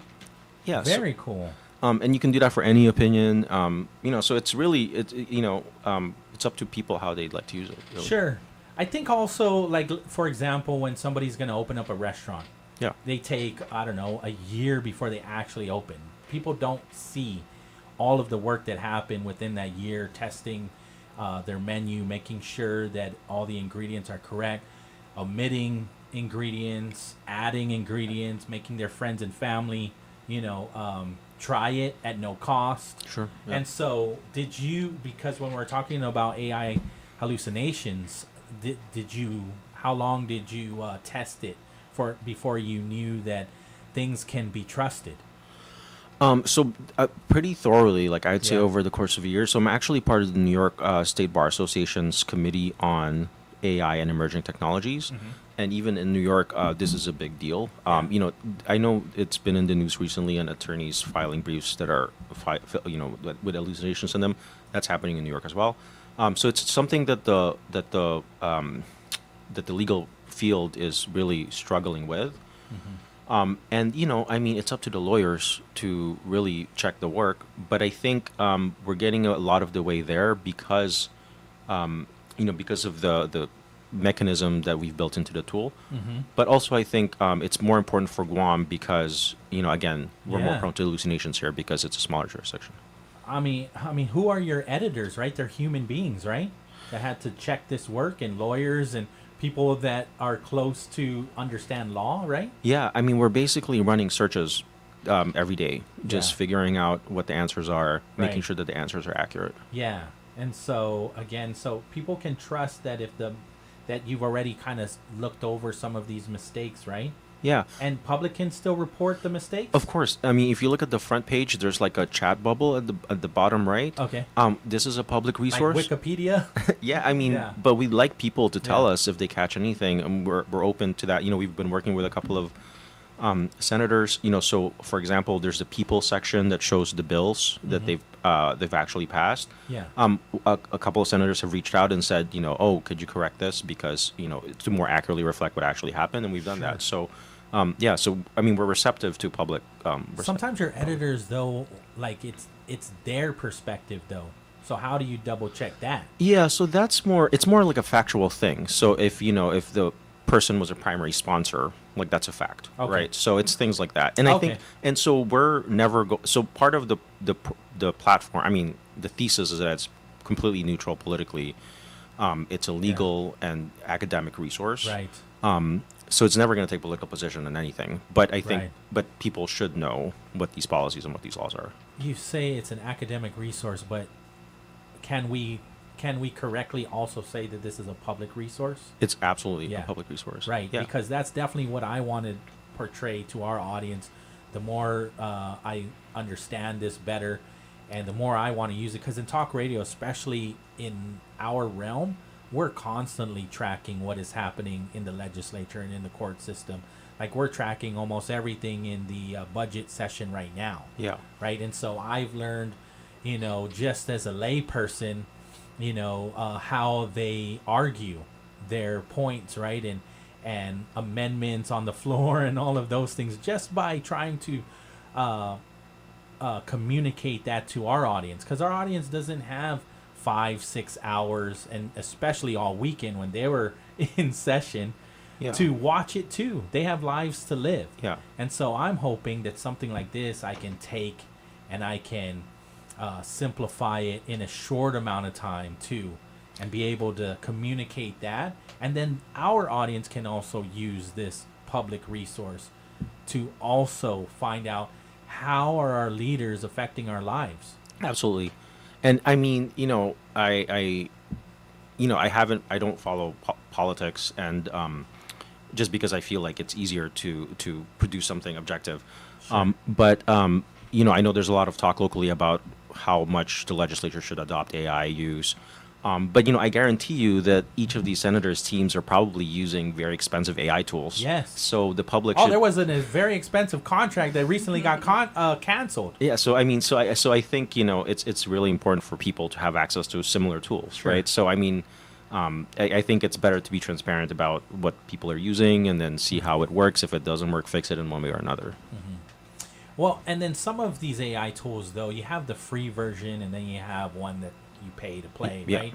Especially if you want it to be more robust. Is that something that you'll end up having to do because you only have so much space?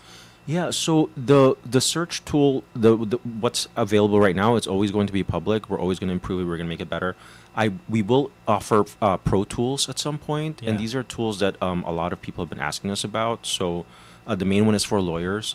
I was just going to ask. I'm sure that it would be for legislators and other lawyers, right? Yeah, so for example, like the decisions and orders in the Superior Court, they're not easily searchable. So the Pro Tool would be able to search through that. And that's something that they can decide to subscribe to or not. It's not Yeah, something we're for forcing sure. on them.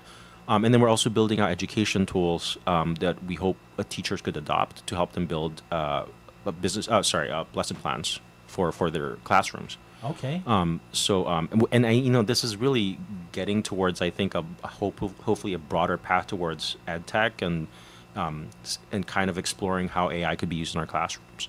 That's one part of something we're working on. Well, so what I've also looked into just briefly is how robust this service is, right? I mean, you're talking about 792 Supreme Court of Guam opinions dating back to 1996. Yeah, since its inception. All 22 titles of the Guam Code annotated, search tools that work by keywords and meaning, plans to expand to Puerto Rico, the U.S. Virgin Islands, and the CNMI and American Samoa. And so how have those conversations gone so far? So those have gone really well. We've actually just today heard back from a professor from St. Mary's University who's working on Puerto Rican issues. Yeah. I'm working with a contact from the Virgin Islands, and as well as for CNMI. I mean, what we're finding is, for example, with obviously each jurisdiction has its own set of laws, but they look at each other. Right. And so it would be good to know to have a way to do that holistically. Right. So that's part of that effort, and so that's definitely on the roadmap. I greatly appreciate that, because also, I mean, one thing that they all have in common is their U.S. territories. Yep. However, their makeup is different, and even the needs of their people are different, right? And so American Samoa may not want to have more rights as far as being a U.S. citizen, because they have their own laws internally that they want to keep. Yeah. Right? Yeah. And for us, I mean, the jury's still out whether we want to pursue something other than status quo. Yeah, and let's say, we now have the entirety of Guam law in this database. Now let's say we have all of American Samoa's, then you can actually run analytics and say, for example, like at which points do we align on, or which points do we depart each other on? Are there points in history where we've aligned more closely together than others? how have both differed in terms of the relationship with the U.S. or how their respective circuit courts have court of appeals have treated them. So really, like these kinds of, I mean, these are all objective, Sure. right? So I mean, that's the plan, and then how we go from there and what we decide to do with that information is it's up to the politicians. Sure. Yeah. I think on the surface level, you're giving resources and educating somebody that could be like somebody like myself, an armchair lawyer, but deeper than that, you're just assisting and you're empowering a citizen of this U.S. territory or others to better know the laws that assist them, or constrain them. Yeah, and I mean, and this is one thing that we struggle with that even Puerto Rico doesn't struggle with, and this is a thing I keep coming back to across every time I talk to people, is that, we're really hamstrung by the fact that we don't have a law school here, right? And so every other jurisdiction has, no shortage of lawyers, but because we don't have a law school, and if you think about law schools, it's not like, we have a school of engineering, right? Or, we could, have other kinds of schools, and these require technologies, right? And labs and so on, but a school of law just requires, teachers like who are lawyers and books. So, the fact that we don't have a law school means that it's really hard for people to get legal services because it's so expensive. And so, the database is not providing legal services, but it definitely provides legal information. I think it could help them in those areas. In its state right now, the current framework, are government agencies officially allowed to use this resource? Yeah, I mean, you're giving them it's your intellectual property. And you're giving them the authority? So everything is public, right? So everything that we have here is available in the Guam legislature's website or in the Supreme Court's. So it's almost like we're just putting it in it's like right now they're in this sort of 2000s internet box that's their website. So we're putting it in another box that's like a newer AI powered one. But the law is public, and everyone could use it. So the only reason why I ask, because it does sound more profound than to say I learned this off of ChatGPT. Yeah. It sounds more profound to say, according to the information I was able to research on the territorial review, is this. Yeah, and you don't even have to say territorial review. You could just go straight to Gagarita and say like, oh, I saw it in Gagarita because it showed you that. Shows there. So, and actually, in the Gagarita opinion, there's a link to the actual PDF on the Supreme Court website. So if you even want to go to the actual straight source, it's straight from the court's website. There you go. And so, I mean, you say it also too in your release too that it helps lawyers. It's going to benefit lawyers, judges, students, journalists, government officials, anyone trying to understand Guam's laws or court decisions, right? When we look at journalists too, I think also what is missing sometimes in the story is the actual case that people are talking about today that happened back in 1996. Yeah. And having that background, so for example, the Castle Doctrine thing that we keep bringing up, I mean, that was a bill recently, and if you knew the context of the statutes and the opinions that came before it, they could really help. Yeah. Is there anything else that you want to share? I really appreciate this. It's basically like an online library. Yeah, it is. That's exactly it. We just love for people to try it out. If they catch it, it's a public resource. If they catch anything, let us know. We're monitoring everything, the inbox, for all the emails that people are telling us. We've already gotten a lot of feedback, and we turn around, pretty much any fixes really rapidly. So we just love for people to check it out. Yeah, and I'm so jealous of you because I can only imagine like the research that went into this. I mean, you said you spoke into like 97 senators, right? And so all of that dialogue or whatever to put all of this effort together. Well, I don't think I spoke to 97 senators. Okay. I think it's like profiled. Oh, Yeah. Okay. Yeah. Okay, that's fair. Yeah. Right? Because But so maybe we you have can definitely clarify spoken. public legislative record, 17 legislature. So you looked into their background. Yeah, so Got it. if you look in the people section, have you checked that out, that No. page? So if you go to the people page on the top, let's see. Yeah, the people link up top. Okay. It tells you which public law each senator has passed. So you Wow, can, you're even current. You're super current because See- Sean Gumatauto's on there. yeah, so you can like click. So let's Yeah. this is the first one for Senator Taitagui, and I it was shows. thinking you spoke to 97. I'm like, wow, no. that's But we that's use it- insane. Is that every single one of them? No, but and then you can even watch the public hearings connected. Yeah, to that. that's the part that I really appreciate Yeah. too, because we're always pulling clips from the public hearings But for sure. if the page makes it seem like that, we will definitely fix that. Yeah. If it makes it seem like we spoke to 97 senators. Oh, no worries, no worries. I think I'm just pulling off of your stats here. 792 opinions, 17,898 code sections, 3,222 public laws, and 97 senators on their public legislative record. Yeah. And that include out of 97 senators, that's 17 legislatures. Yeah. Yeah. Well, I appreciate this again. You're constantly updating us too. I mean, I think when I first saw this, I didn't see the tomorrow edition part, and then maybe 2 weeks later, you implemented that part.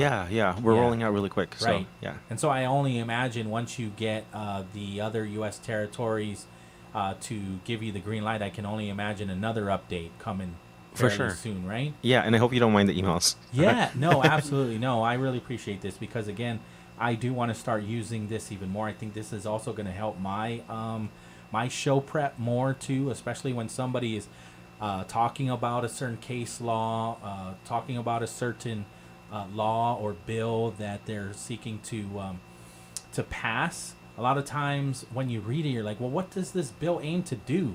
Yeah. And there's 30 pages. Yeah. And so I'm like, I'm just trying to figure out what it aims to do. How does this help the quality of life? What are you trying to get out of if this bill becomes law? Yeah.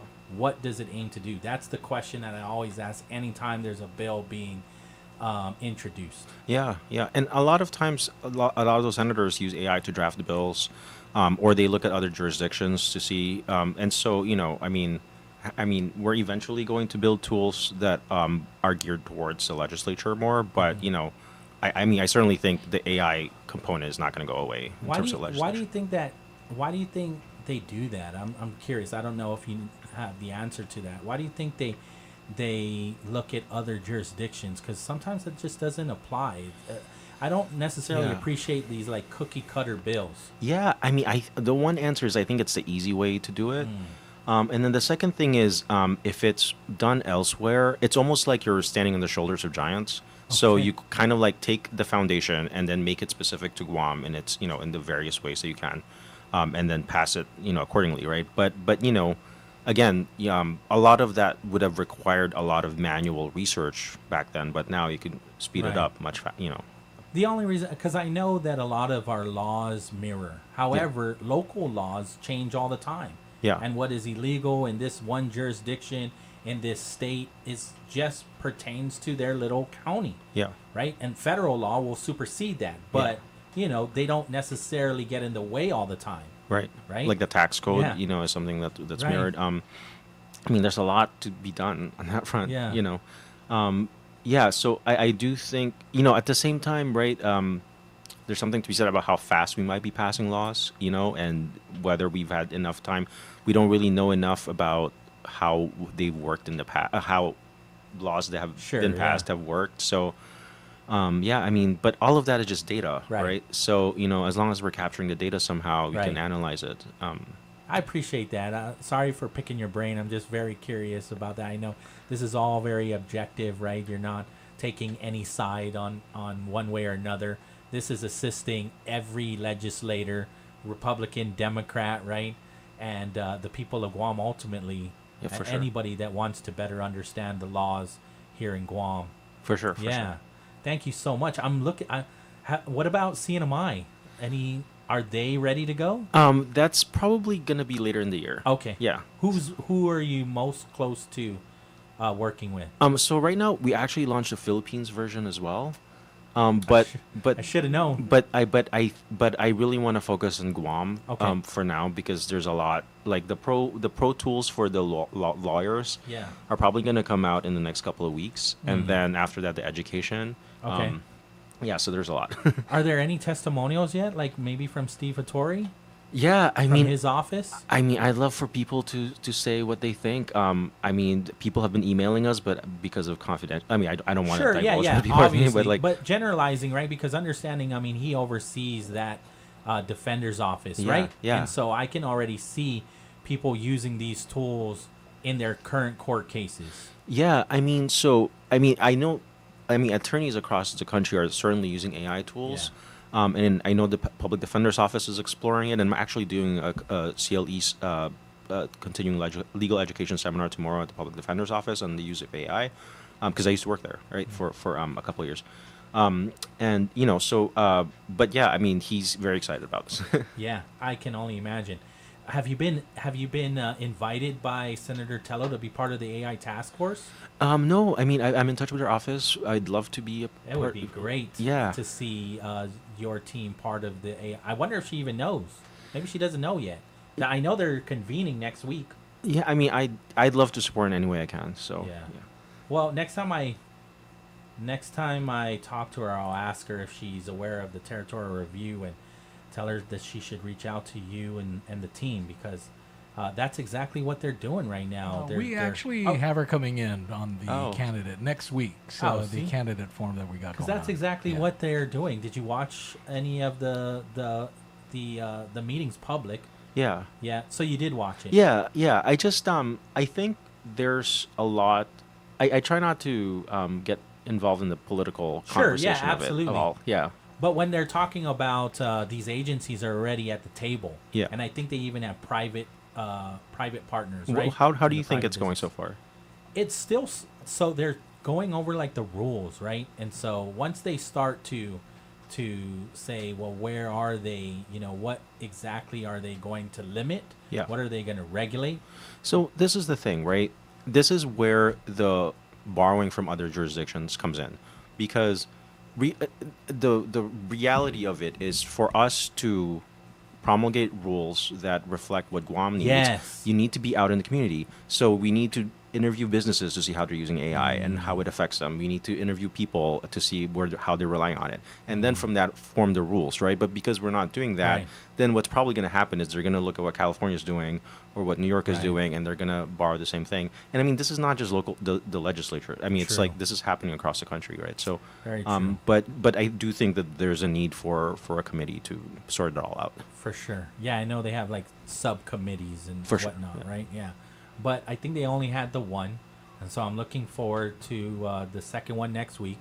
And then I'll touch bases with you. I'm like, hey, did you see what they did here? What are your thoughts? Yeah, yeah, I'll Okay. catch up on it. All right.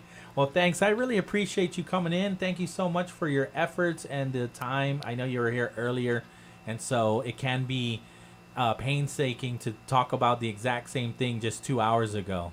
No, So, that's a good perspective. yeah. Thank you. All right. Thank you so much. I appreciate you. I appreciate Tessa as well. She's in the studio too. So thank you very much. We'll take the break. 3:44 in the afternoon. This is Wave 105. My name is Erica. My son, Kason, is a patient at Shriners Children. My oldest called me and said Kason got burnt. The trauma doctor came in and said he needs to go to Shriners. His injury was a big injury, and I think a testament to the care that we provide. He's fully functional. He's riding his dirt bike, doing all of the things that you would want him to do. We're just so thankful that Kason is still here. Go online right now to loveshriners.org. To kids, summer isn't just time off. It's time spent building confidence and curiosity. But when school meals pause, millions of kids lose access to the food they count on during the school year. As a neighbor-led network, Feeding America is deeply rooted in every community, ensuring summer meals continue nourishing growth and potential. Your support puts healthy food within reach, fueling the future for kids and their families. Give now at feedingamerica.org/summerhunger.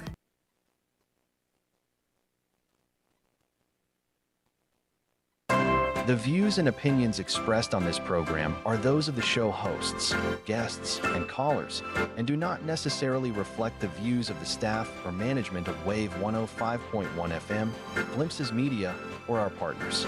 We strive to provide quality, respectful, and engaging content, and we welcome you to participate in the conversation. Thank you for tuning in to Wave 105.1 FM. Enjoy the show. fresh in just a few clicks. Order online at subwaypacific.com for pickup or delivery. Online ordering at subwaypacific.com is powered by Good to Go. We deliver. At Subway, you gotta refresh to be fresh. Hafa Guam.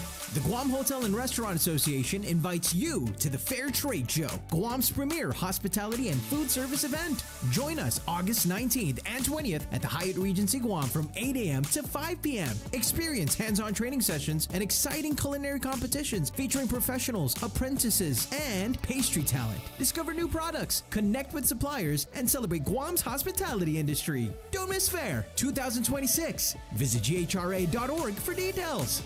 The road to Adelude continues. This time, we sit down with Republican candidates. Vice Speaker Tony Atta and E.J. Calvo. Catch the full conversation that took place on May 5th on the Wave 105's YouTube channel. Stay informed and hear their vision for Guam's future. Wave 105 is a glimpse of Guam radio station. We're shedding old fears today to look at how one of the world's most terrifying creatures secretly saves human lives in modern hospitals. Welcome to the National Day Spotlight for July 16th. World Snake Day is typically a time when wildlife sanctuaries try to convince us that these slithering reptiles aren't quite as scary as they look. But while snake venom is universally feared as a dangerous toxin, it is actually one of modern medicine's greatest assets. Laboratory scientists use the complex proteins found inside viper and cobra venom to synthesize critical fast-acting pharmaceuticals. These specialized medications lower high blood pressure, dissolve blood clots, and stop strokes in emergency rooms every single day. By studying how these predatory chemicals interact with human cells, researchers have successfully transformed a deadly weapon into a weapon against disease. It turns out that a creature we usually associate with danger is secretly helping to preserve millions of human lives. You know, that's really pretty incredible that the snakes use this as a defense to get rid of us. Yep. So we take them and use it to save us. We should let them know and thank them. Probably. I think they would really appreciate that. I'm still creeped out by snakes, okay? I'll admit it. We are also celebrating National Corn Fritters Day and Get to Know Your Customers Day. I'm Alice Anderson. And I'm Marlo Anderson with National Day Calendar, reminding you to celebrate every day. If you're looking for world-class website hosting at a fair price, Pair Networks is your best choice. Whether you're a professional web designer or a beginner just getting your site online, Pair Networks has a web hosting plan that's right for you. Log on and learn more at pair.com. That's PAIR.com.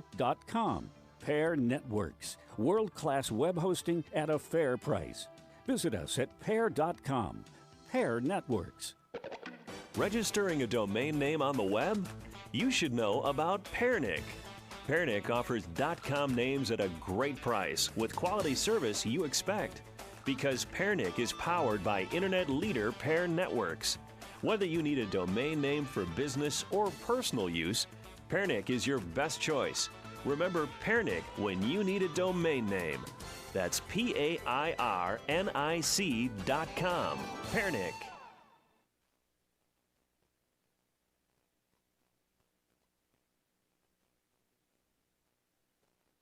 Talking about guns with others might not always feel comfortable, but it could save a life.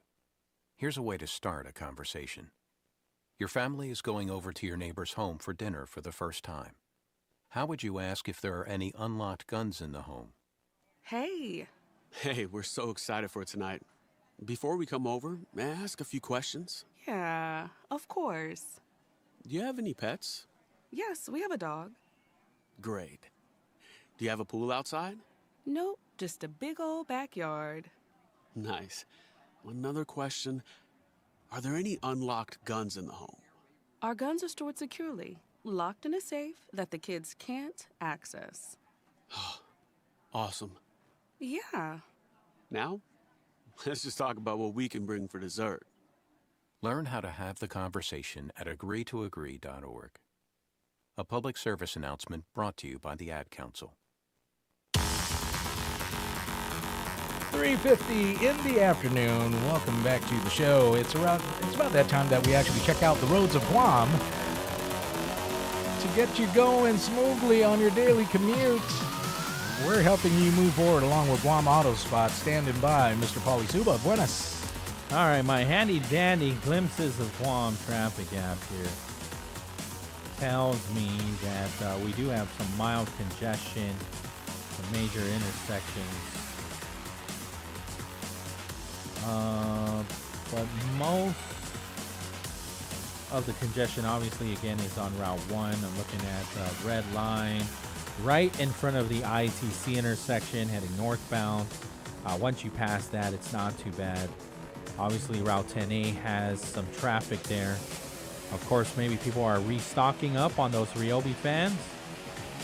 Otherwise, it is just your usual traffic around the airport trying to get back down to Route 1. Route 8 isn't too bad as you get all the way to the tri-intersection. 16, just as easy as well. Easy going throughout Route 10. I do know that they have started to resume the construction right around Price Elementary School, especially heading northbound, right at that intersection to continue to pave that area. Once again, helping you move forward on this Thursday afternoon.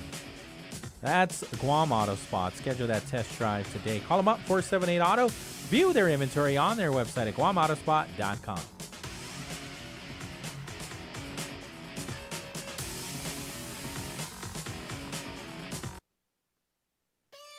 Hafaday, Guam!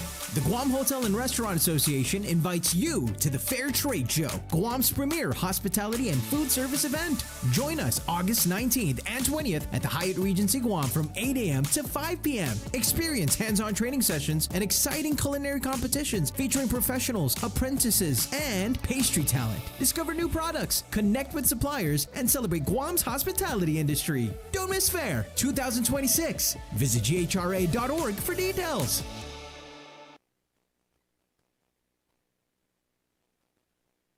The road to Adelup continues. This time, we sit down with Republican candidates. Vice Speaker Tony Atta and E.J. Calvo. Catch the full conversation that took place on May 5th on the Wave 105's YouTube channel. Stay informed and hear their vision for Guam's future. Wave 105 is a glimpse of Guam radio station.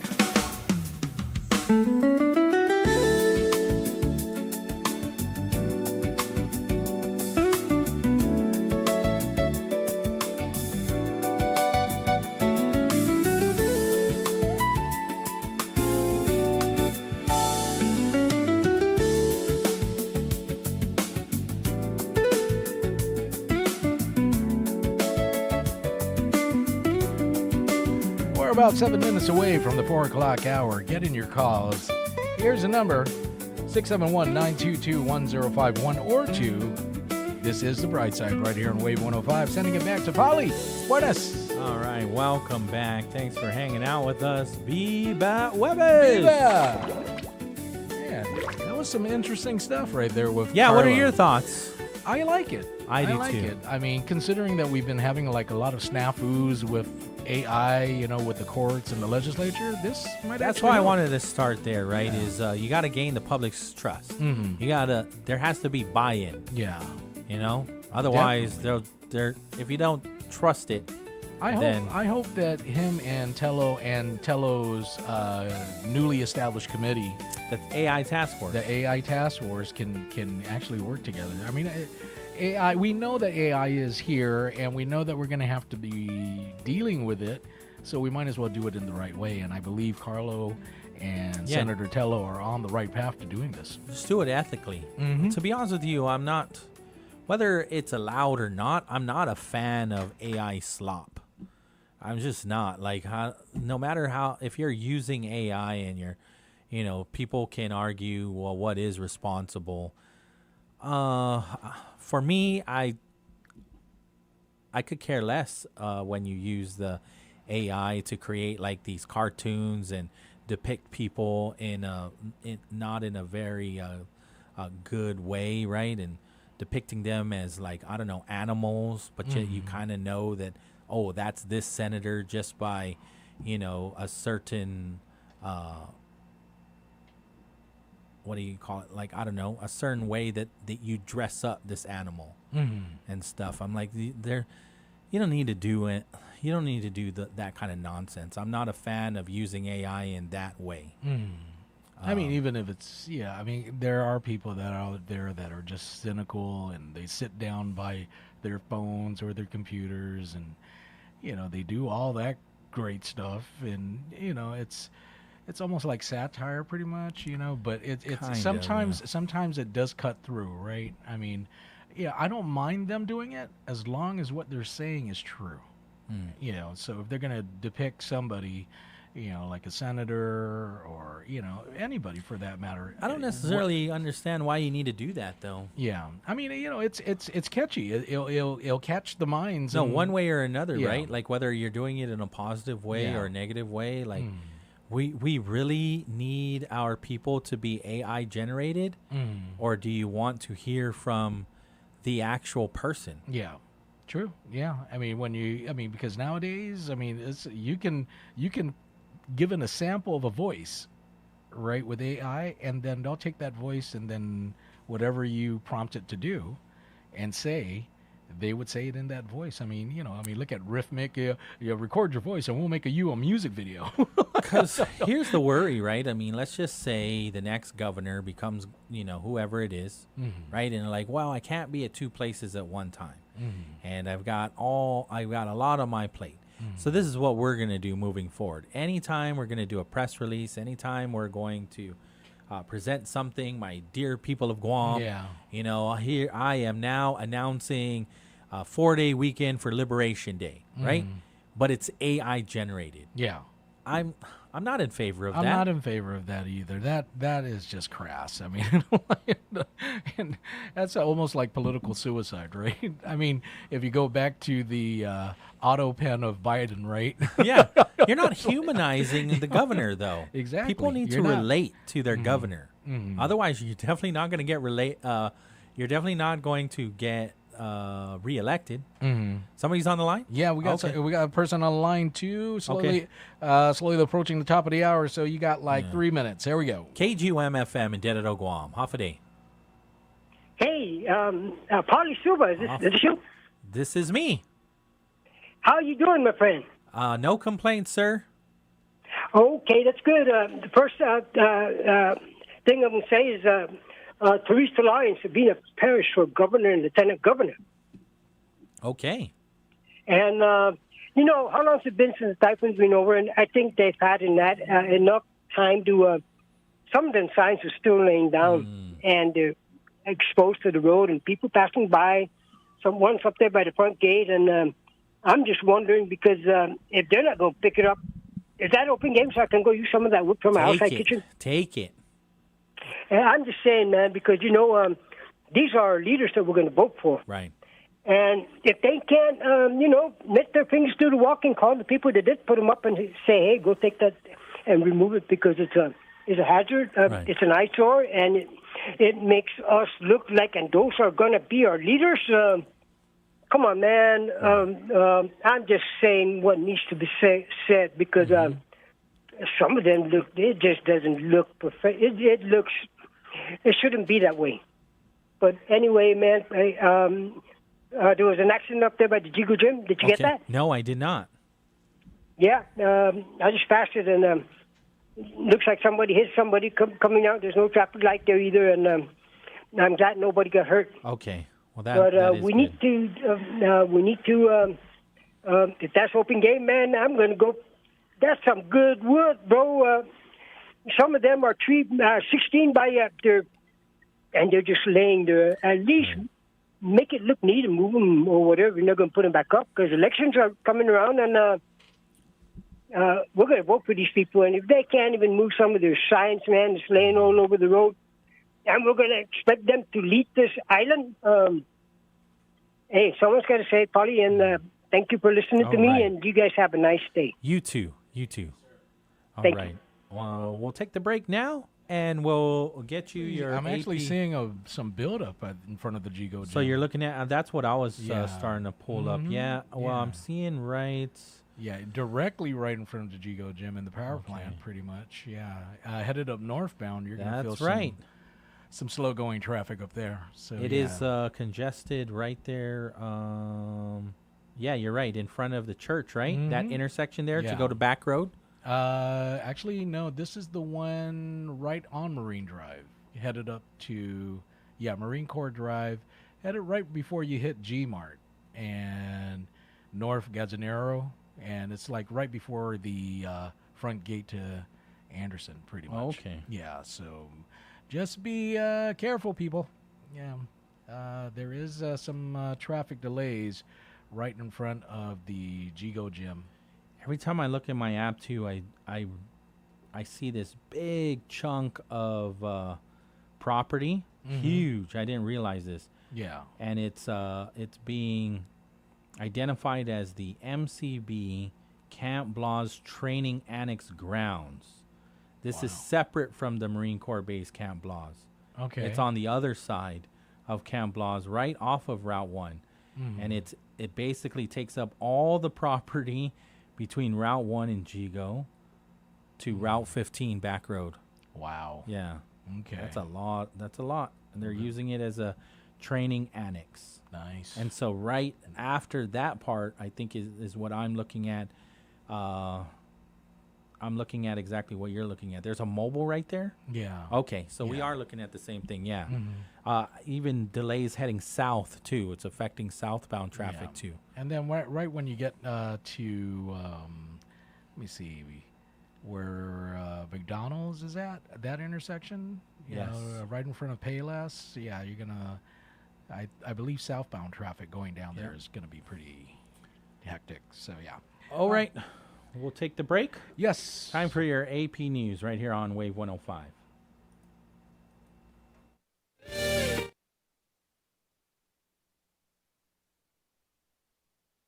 Strikes on Iran early Thursday, hitting targets farther north. They've also fired into a ship accused of trying to break the U.S. naval blockade. Tehran's again retaliated with missile and drone fire targeting Bahrain and Kuwait.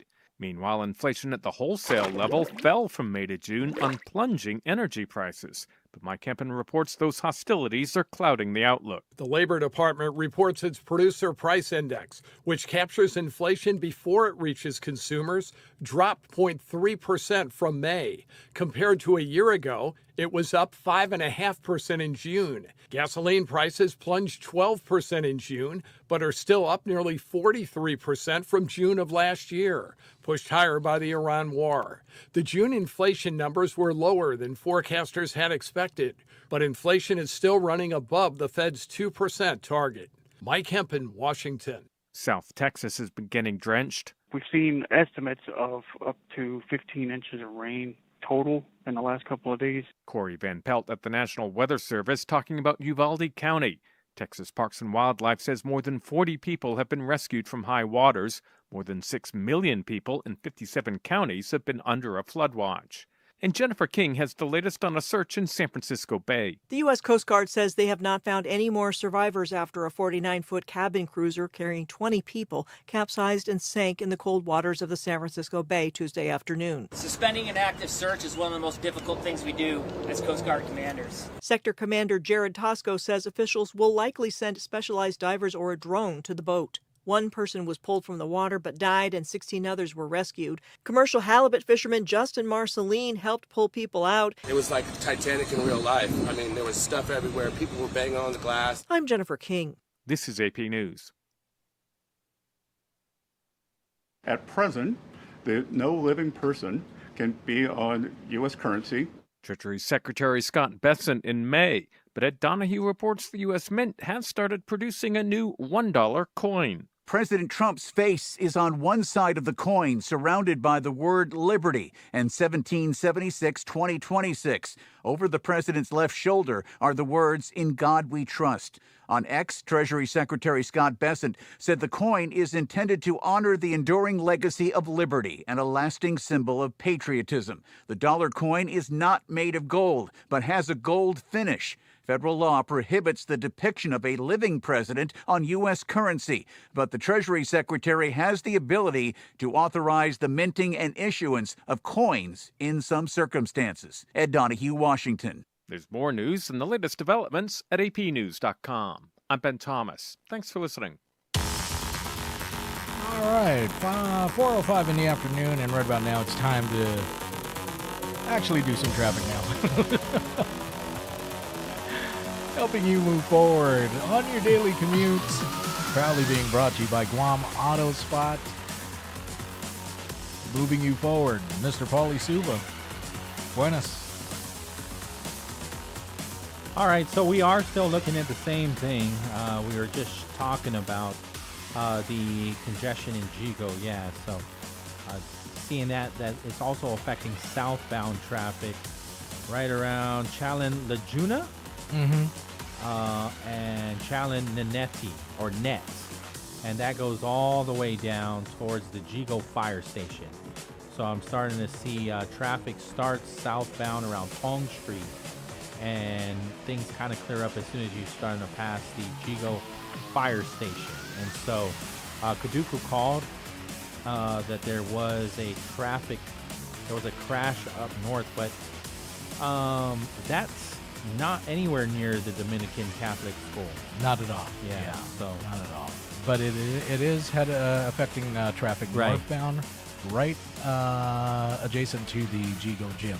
Right. Yeah, for sure. And then I am looking at some congestion in, what is this?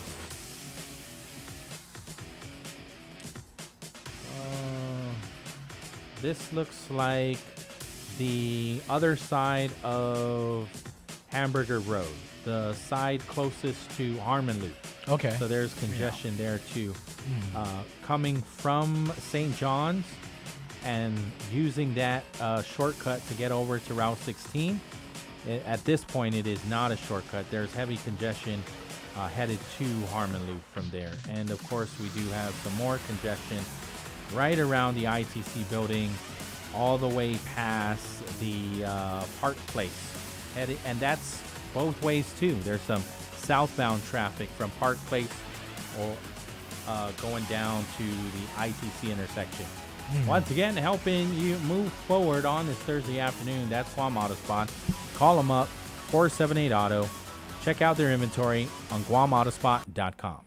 Pat's Tinting and Detailing is bringing the shine this July with their Liberation Detailing Specials, starting at $110. From Jigo to Malesu, we got you covered. Call 647-SLAM or WhatsApp 483-7522. Viva Guam! When families feel safe, communities grow stronger. Senator Chris Duenas passed the Malik Act to put more officers on our streets and confront the meth crisis hurting too many of our people. He led efforts to expand affordable housing through the additional dwelling unit and advanced nitrate bills. And now he is authoring his second balanced budget that protect essential services while supporting private sector jobs. Steady leadership, real results. Re-elect Chris Duenas. He's focused, balanced, and ready. I'm Chris Duenas, and I approve this message. Talking about guns with others might not always feel comfortable, but it could save a life. Here's a way to start a conversation. Your family is going over to your neighbor's home for dinner for the first time. How would you ask if there are any unlocked guns in the home? Hey. Hey, we're so excited for tonight. Before we come over, may I ask a few questions? Yeah, of course. Do you have any pets? Yes, we have a dog. Great. Do you have a pool outside? Nope, just a big old backyard. Nice. Another question. Are there any unlocked guns in the home? Our guns are stored securely, locked in a safe that the kids can't access. Awesome. Yeah. Now, let's just talk about what we can bring for dessert. Learn how to have the conversation at agreetoagree.org. A public service announcement brought to you by the Ad Council. Knowledge is power. In just 60 seconds, the eVolt 360 provides you a unique experience and a detailed report of your body composition for you to take action to improve your health. The eVolt 360, turning information into inspiration to live a balanced lifestyle. eVolt 360 is exclusively at the Take Care Wellness Center. Go to Simply Book Me or call 671-646-6956 extension 7260 for more information and to schedule an appointment with a member of the Take Care Wellness team. Military officer, law enforcer, policymaker. Service has been the cornerstone of Congressman James Moylan's life. James Moylan swore to protect America as an officer in the United States Army. As a parole officer, James worked with families affected by substance abuse and domestic violence. He was elected to the 35th and 36th Guam legislatures, and now James Moylan represents Guam's needs in our nation's capital as a member of the United States Congress. Congressman Moylan has fought for more than $3 billion for Guam, including almost $1 billion in military construction and roads, and law enforcement and first responder vehicles and equipment. Moylan is also working vigorously on standing up a regional office right here on Guam, a game changer for our 25,000 plus veterans, 40 years and 4 oaths. Dedicated, resilient, trustworthy, and proven. That's James Moylan. Re-elect James Moylan for Congress. Moylan works. I'm James Moylan, a candidate for Congress, and I approve this message. Paid for by James Moylan for Congress. David L. Camacho, Treasurer. KGUM-FM, Dedido, the talk of Guam. This is Wave 105.1 FM, a Glimpses media radio station.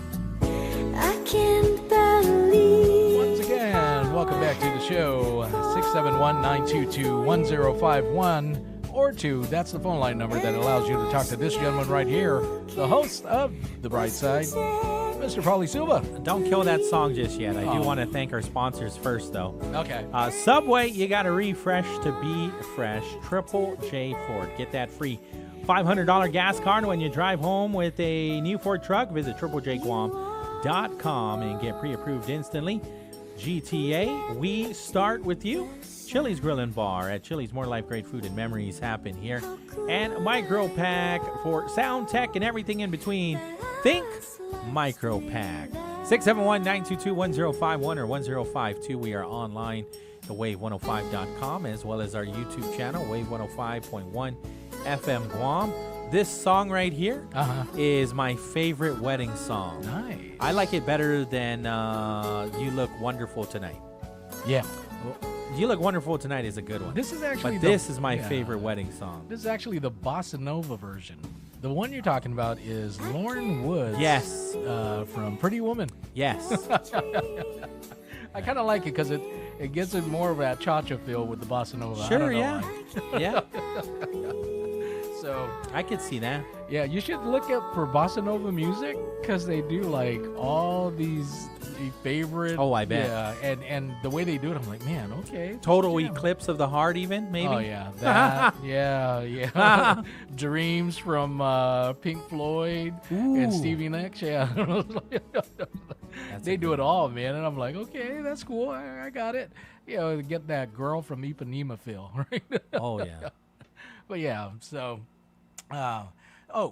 Just so you know, tomorrow we are scheduled to have, for our in-studio guests for our Beyond the Box segment, and we have a Republican candidate, Uncle Greg Calvo, very nice man. Okay. And I just got off the phone with her, and, we're still trying to work out her schedule because right now, she had told me that her office was messed up by the typhoon, so she's definitely gonna try to make it tomorrow. Okay. But she said also to give her a call, Pauly. So our favorite Donna Munya Canata, she's gonna, I would say it's about an 85% chance that she'll be here, and I think if you talk to her later on after the show, probably be 100. Okay. All right. So if everything works out right, we're going to have for our Beyond the Box segment, Republican candidate Gregorio Calvo, and Democratic candidate for Senator Donna Muñoz Caneta. So looking forward to that. Understood. Something that I was looking at as well is Congressman Jim Moylan announcing a bipartisan bill to expand the Radiation Exposure Compensation Act. This is something that I've been tracking for a couple of weeks now. Okay. Getting word from Robert Celestio that, again, his team is working with Congressman Jim Moylan's team, right? That's good. To do a standalone bill.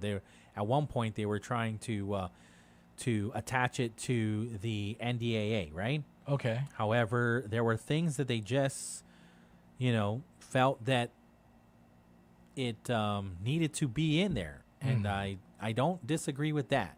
So they pulled it back, that amendment, and they are now introducing a standalone bill, the Radiation Exposure Authorization Act of 2026. It would add Guam back into the compensation program after it was left out last year, expand benefits to atomic cleanup veterans, including those who worked at Inahuitec Atoll, increase compensation to $150,000 per claimant, extend the filing deadline by 15 years, expand the list of cancers covered, make it easier to qualify by allowing sworn affidavits when official records are unavailable. And so during this Zoom announcement, there was a press conference that took place via Zoom. Moylan said he's working to build support from lawmakers representing other affected states before officially introducing the bill. Okay. Robert Celestio, the president of the Pacific Association for Radiation Survivors, says Guam residents were exposed, again, we know this, to radioactive fallout from the U.S. nuclear testing in near the Marshall Islands, but were kept in the dark for decades. And he said only about 300 of the 6,000 soldiers who participated in the Inahuitec cleanup are still alive and deserve recognition. And so there were several members of Congress from both parties that also voiced support, again saying that radiation exposure crossed state and territorial boundaries and that affected families deserve justice. So I just saw this release from Mary Camacho Torres, who's also running for Congress, right? And so she, in her release, she says Guam's radiation survivors deserve justice, but she also questions whether this new bill has a realistic chance of becoming law. She says she supports including Guam in RICA, but argues that simply introducing legislation is not enough.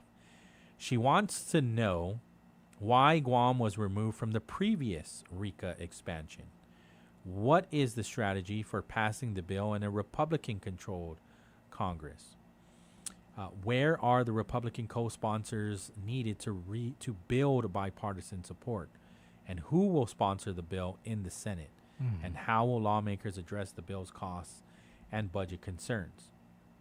And so she says survivors deserve a clear legislative roadmap rather than false hope. She says if elected to Congress, securing RICA benefits for Guam would be one of her top priorities. And she says every major bill should include bipartisan support, Senate partners, and a realistic plan for passage.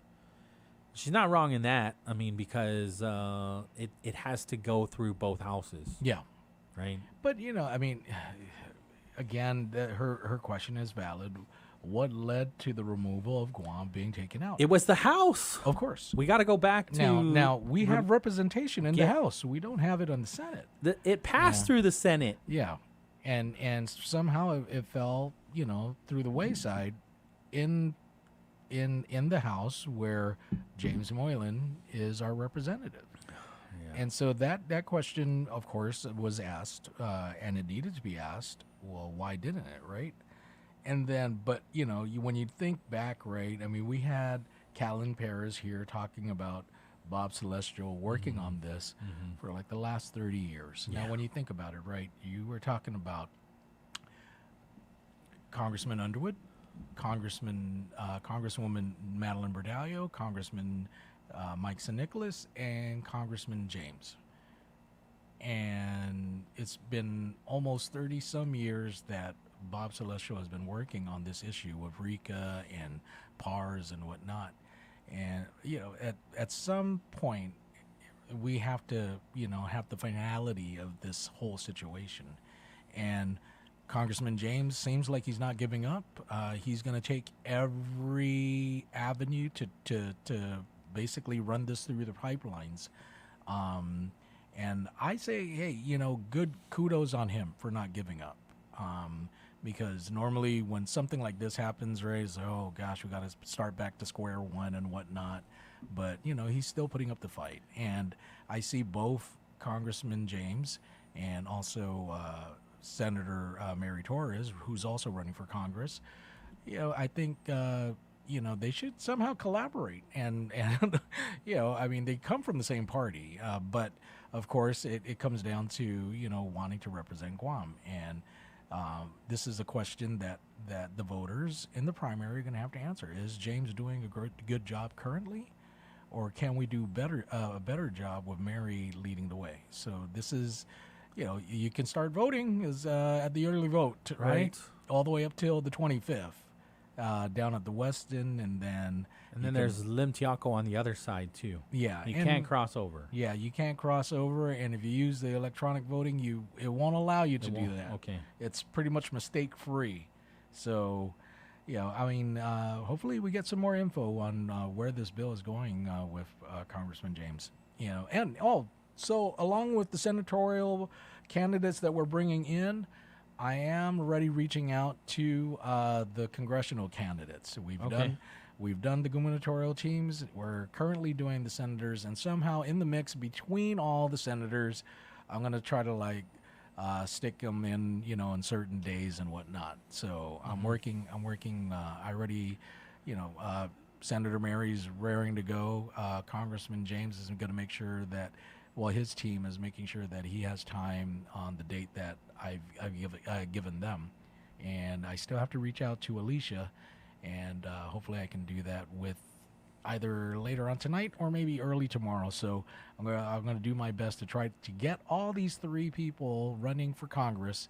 That way you can get their perspective on issues in D.C. regarding Guam. So it'll be good. And then what happened today at the budget session? So let's do a quick recap. There was an emergency session yesterday that took place. Mm-hmm. I think they were in they session gavelled in and gavelled out. Yeah, and recessed until Friday. Okay. Right? And so then they said, you know what? We're going to recess. We'll be back and we'll deliberate the budget bill at 8:30 in the morning or 9 in the morning the following day. So there was nothing else. Nothing else happened yesterday. And then they came back this morning, and then when it was very interesting because every time there was somebody that wanted to introduce an amendment in a chapter, Senator Chris Duenas would say, you can put that in miscellaneous. I'm going to rule it out of order. We're moving on. That amendment will go. You can do that in miscellaneous. I love this no nonsense approach. Hey, yeah. We're gonna put it in Ruling miscellaneous. It out of order. We're gonna finish this budget. And then so here we go into the chapter of miscellaneous, and he debated that we simply don't have all the applets that came out. $250 million about if they were to pass all the amendments, and there's only about $34 million to play with. Yeah, he goes, that's just not adding up. Yeah, right. And so the math, I vote to the math is not mathing. I move to not even address any of these amendments. And who followed? Everybody. The majority followed. Wow. So they did. Senator Sabrina Salas-Mantanani was not happy because she had some amendments, and so she called for roll call. And we almost didn't have a roll call, right? And so Senator Chris Barnett spoke up. His mic was on, right? And he goes, they don't want to do roll call because they don't want the people of Guam to see who voted against this. And however, there were enough, according to their their standing rules. If there are 3 people, all it takes is 3 people to ask for roll call, then they shall. And so they did. You see you see the whole thing when you look at it, the legislature as a whole, right? It's the budget, it's election year, and everybody's electioneering, you know, and they're using the people's money to do it, right? 49 proposed amendments totaling between $200 and $250 million. Yeah. Because they can go back to whatever agency and it's like, I fought for you guys and we got, you know, I got you your money and make sure you vote for me. I mean, but you see, I mean, it goes back to what you said. They got themselves into this one. I mean, because you really don't plan budgets around elections. How did they do it before? They don't do it like the way they're doing it now. You know, I mean, normally because again, it comes back down to, you know, right after August 1st. You know, you still have some time. They still have a month before I remember October. when Speaker said, "This is what we're going to do. We are going to get all of this done because the goal is to vote on the budget by a certain date this week, actually Friday, because he knows that." A lot of the senators want to go to the liberation memorials, right? And so wants to give them ample time to attend liberation memorials. And that's noble. You know, but there are no liberation memorials. They've been canceled. Yeah. So you could have also went back and say, understanding that there are no more liberation memorials and there is no liberation parade, we don't have to rush this anymore. How many more days till the election? 15, I believe? Yeah. August 1st. August 1st, yeah. So let me check. You still have 2 more weeks. Yeah. You have all week next week, and you can work on Monday. Yeah. Yeah. Heck, you can work on Liberation Day, or no? Are they allowed to work on? It's really the Speaker's call. See? It's really the Speaker's call. If it's so important. You can use, I mean, they use the weekend. We have exactly 15 days, 14 hours, 31 minutes, and but 48 seconds. But why can't you recess? You could recess right now and not come back until August 2nd on a Monday after the primary. Yeah. Nobody's losing their seat on August 2nd. I mean, I don't know what the rush is. You could just plainly say, we've got a lot to debate, including these 49 proposed amendments. Yeah. And let all these senators who are speaking for the people of Guam and these agencies, right? Because a lot of these amendments would increase budgets for programs within these agencies. But it goes back to what you said. If what is the amount of 200 some million? But there's only 40 some, 30 some million in the coffers. Sure, yeah. To play with. And so it doesn't make any sense. I mean, because it's going to be debate after debate, and it's all going to be grandstanding from here on in, and I don't want to see that. I don't know about grandstanding. I do want to see that. I mean, I disagree with you. No, I do want to see that debate. I mean, I want to see them debate these amendments. I mean, because even after the debate, guess what, guys? It didn't. The amount of money that they have in the coffers did not grow. It did not grow, or maybe it can grow. Yeah. It can grow if the BPT goes up again. Yeah. And so Senator Chris Duenas did some math, and he said funding all the amendments could require increasing the business privilege tax to between 7.5 and 8%. Sure. Which is financially irresponsible. Sure, come on. So that's what Senator Open the floodgates, Chris Duenas says. And that part, I definitely agree with him. But here's what I agree with Senator Chris Barnett and also Senator Sabrina Salas-Mantanani and some of the others that have said, listen, they have been elected just like the others, just like the majority. You know, just those words right there. It sounds like how a statement starts when somebody's about to grandstand. We were elected. Really? We are the servants. That's a matter of fact. You know, because I mean, that's not. It is. It's not pandering. That's a matter of fact. They are elected too. Oh, come on! You just brought up 2 people that worked in the media that know how to make love to the camera and speak on the mic. That's a fact, though. They have been elected by the people, and so they don't get to debate their amendments. They don't, and so I appreciate the dialogue and the discourse because they are all making valid points, right? And so it's all about numbers. Of course. And they don't have the numbers. And so eventually it was 9-6. Yeah. And so they moved on. And so those, and 49 proposed amendments. And after the dust settles with the debate, the amount of money that they have to play with did not grow. Here's the good news. The good news is those 49 amendments don't necessarily go in the trash. Because there is an alternative. Okay. And to be fair, right, because I felt like Senator Shelley Calvo was used like as a pawn for both agendas. I feel bad for Shelley. I mean, she got shafted, with the rifle project bill that almost all of her agencies got zeroed out. Well, not official. I mean, in that on rifle, paper, right. on that paper, but they were status quo. Yeah. Like she was fighting for these agencies in the last budget session, and they didn't get approved. Yeah.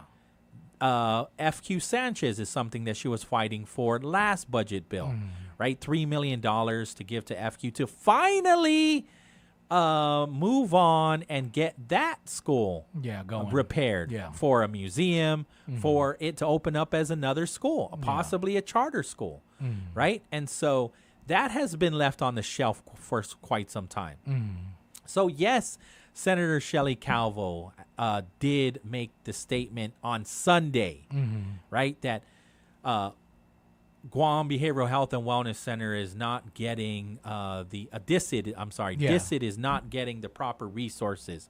And these are the people that we need to help that are the most vulnerable. Yes, and everybody was commending her for that. However, it was used against her when she voted in favor of not moving forward with the amendments.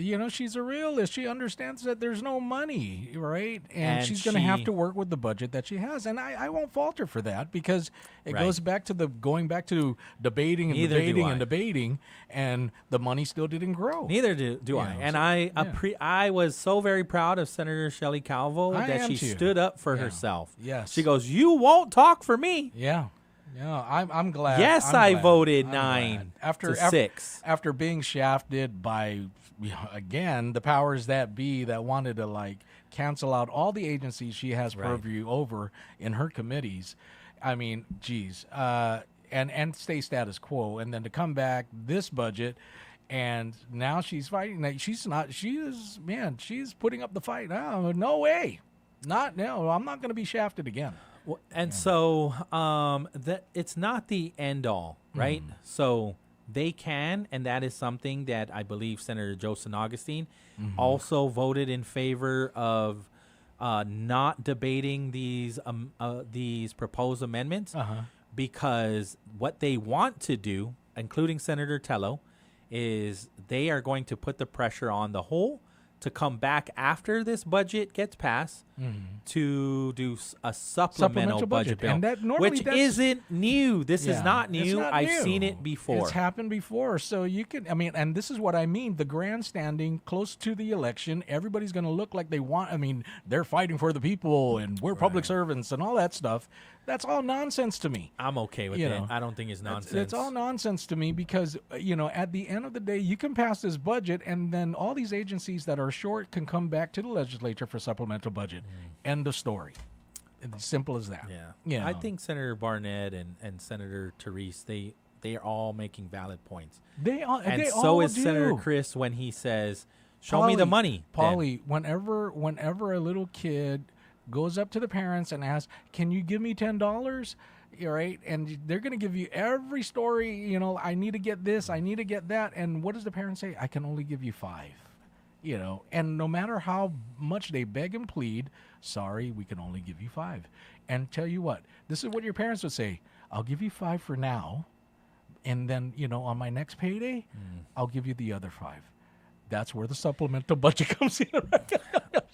I see where you're coming from, but we're not talking about $5 or $10 for a kid. We're talking about money for DISID. Yes. And so when a senator is fighting hard for DISID or for Guam Behavioral Health and Wellness Center or for these amendments for GMH, it's not grandstanding to me. Of course. Yeah. But then it comes down to, the money that they have to manage well. Agreed. And that part I agree with you. However, I want to see that discourse.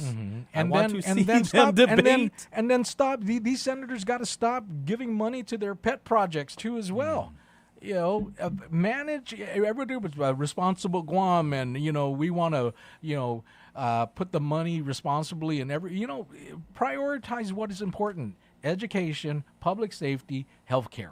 Anything else after that, hey, that's going to have to be we're going to handle that when I get paid. I'll come back to you and give it to you. Yeah, and that's another thing too, because another emergency session has to take place.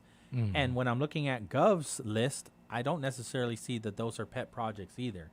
These are things that need to get paid, like the airport finances. Otherwise, we're going to lose the airport, the operations. Yeah. And that's not health or safety or education. So, Oh, let me add tourism. We have a caller in line 1. Hafaday, Wave 105, you're on the air. Hello there. Hafaday. Hafaday, Frank. Hafaday, just listening to you guys talk about, the voting and all of that. Yes, sir. I want to vote for people that's going to start holding people accountable for money returned to the federal government, for misuse of funds. There's just no accountability, and that's the problem with what's going on here. And people that are in these positions of power and the directors or whatnot, a lot of them are very incompetent. I don't want to name no names, but there's just a lot of incompetency and no accountability. Like the bathrooms at Pauly for the parks. I think we should just close down some of those bathrooms and try to look for a business by that area and designate them and kind of reward them for hosting a bathroom instead of keep fixing something that keeps getting vandalized and we can't stop it. I'll float that idea out for procurement. I would think, we force it down the judiciary's throat and it has to be resolved in 90 days.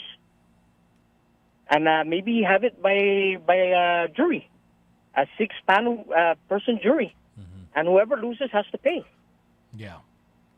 Things like that make sense. We have to start. There has to be radical change here in policy and in laws. Right. Because it's not working. It's not working. What they're doing is not working. And it has to start with accountability. And from what I see, we're just not holding people accountable for mistakes or, sometimes I think that it's just on purpose. Sometimes I think that it's not even a mistake. It's on purpose for some reason. I don't know what the reason is, but they're doing it on purpose. Because I just can't see, that they're so incompetent. When you're dealing with millions of dollars like that. Just like the overtime, they knew years and years, and they just kept doing it. But it's not incompetence; it's greed. They did it, and now the government of Guam might be on the hook for millions of dollars, tens of millions of dollars. No, yeah, that's a fair point. We don't know yet, but I'm pretty sure Guam is going to have to pay back some of that money. I don't know if they're going to have to pay back all of the money, but they're going to have to pay back some of that money. Only. And it's just things like that, that we just keep going in circles with these things that are happening here on this island. Bathrooms that cannot be maintained, that can't be protected from vandalism, should be shut and closed. Find a business that's by that area and make a deal with them to put a public bathroom there and reward them somehow. And that way that bathroom can be protected. At least somewhat. We just keep doing the same things over and over again, and it's not working. The schools, Pauly, I don't think the government should be involved in schools. Maybe maybe the government should just handle the elementary schools, and from middle to high school should be charter schools. They should take their hand out of that and just maybe handle just the elementary side. And then once it gets up to middle school and high school, they have to go to a charter school. And then you get a competition in the charter schools, and whoever's making those kids learn and being successful, those are the people that's going to grow and get more students. You know, they have to think outside of the box. Only and a lot of things can be solved, but, you know, it's just a lot of money involved and a lot of people being paid political favors, and you put up the canopy and bought empanada for the meeting that are getting these jobs. And it shouldn't be like that. It should be our smartest and best people. And you know who's leaving this island, Pauly? It's all our smartest and best people that are mostly leaving this island. And the lazy people and the people that don't want to work and the incompetent people are the ones staying back because they're being rewarded. You know that? That's what's going on. All our best are leaving. The brain drain. For better opportunities. And those are the people that should be staying. And the people that don't want to work and all that, they should be the one leaving to seek better opportunities. We need the skilled people. We're losing the skilled people, and we're retaining all the lazy people. You're not wrong with everything that you said. You know, I hope one of these politicians are listening because, you know, even, Pauly, I know we promised Simon Sanchez a new high school, but it's not, to me, I don't think it's feasible when we're losing a lot of, and we're going to close 6 schools. I'm sorry, man. I'm really sorry for those students, but I don't think it makes any sense to build a high school when we're closing 6 schools, Pauly. I mean, man, it's just too bad, but somebody has to make the grown-up decisions and the right decisions. And maybe they're going to be the bad guy, but that's the right thing to do. That part I don't agree with you. But I understand your sentiment. I'm sorry, but, you know, when you're closing 6 schools, Pauly, and you're going to build a brand new school, I it just doesn't make understand. sense to me. I understand that, but I also understand that the promises that were made, and so the Pauly, people Pauly, have I want already. to drive a BMW, man, but I cannot afford There's it. no BMW. Simon Sanchez is a public school that has been already promised. Understandable. That's why the government should get out of the schooling business. If whatever, just make them handle the elementary. Right. And try to wean yourself out of all the responsibility for schools and whatnot because it's not working.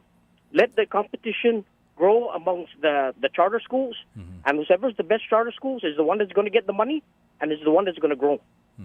That's what they need to do, because then when you encourage competition, is you know, it's like out here in the business world. Sure. You know, you're going, if you're successful, you're going to get the money, you're going to get the students. People are going to want to come to your school.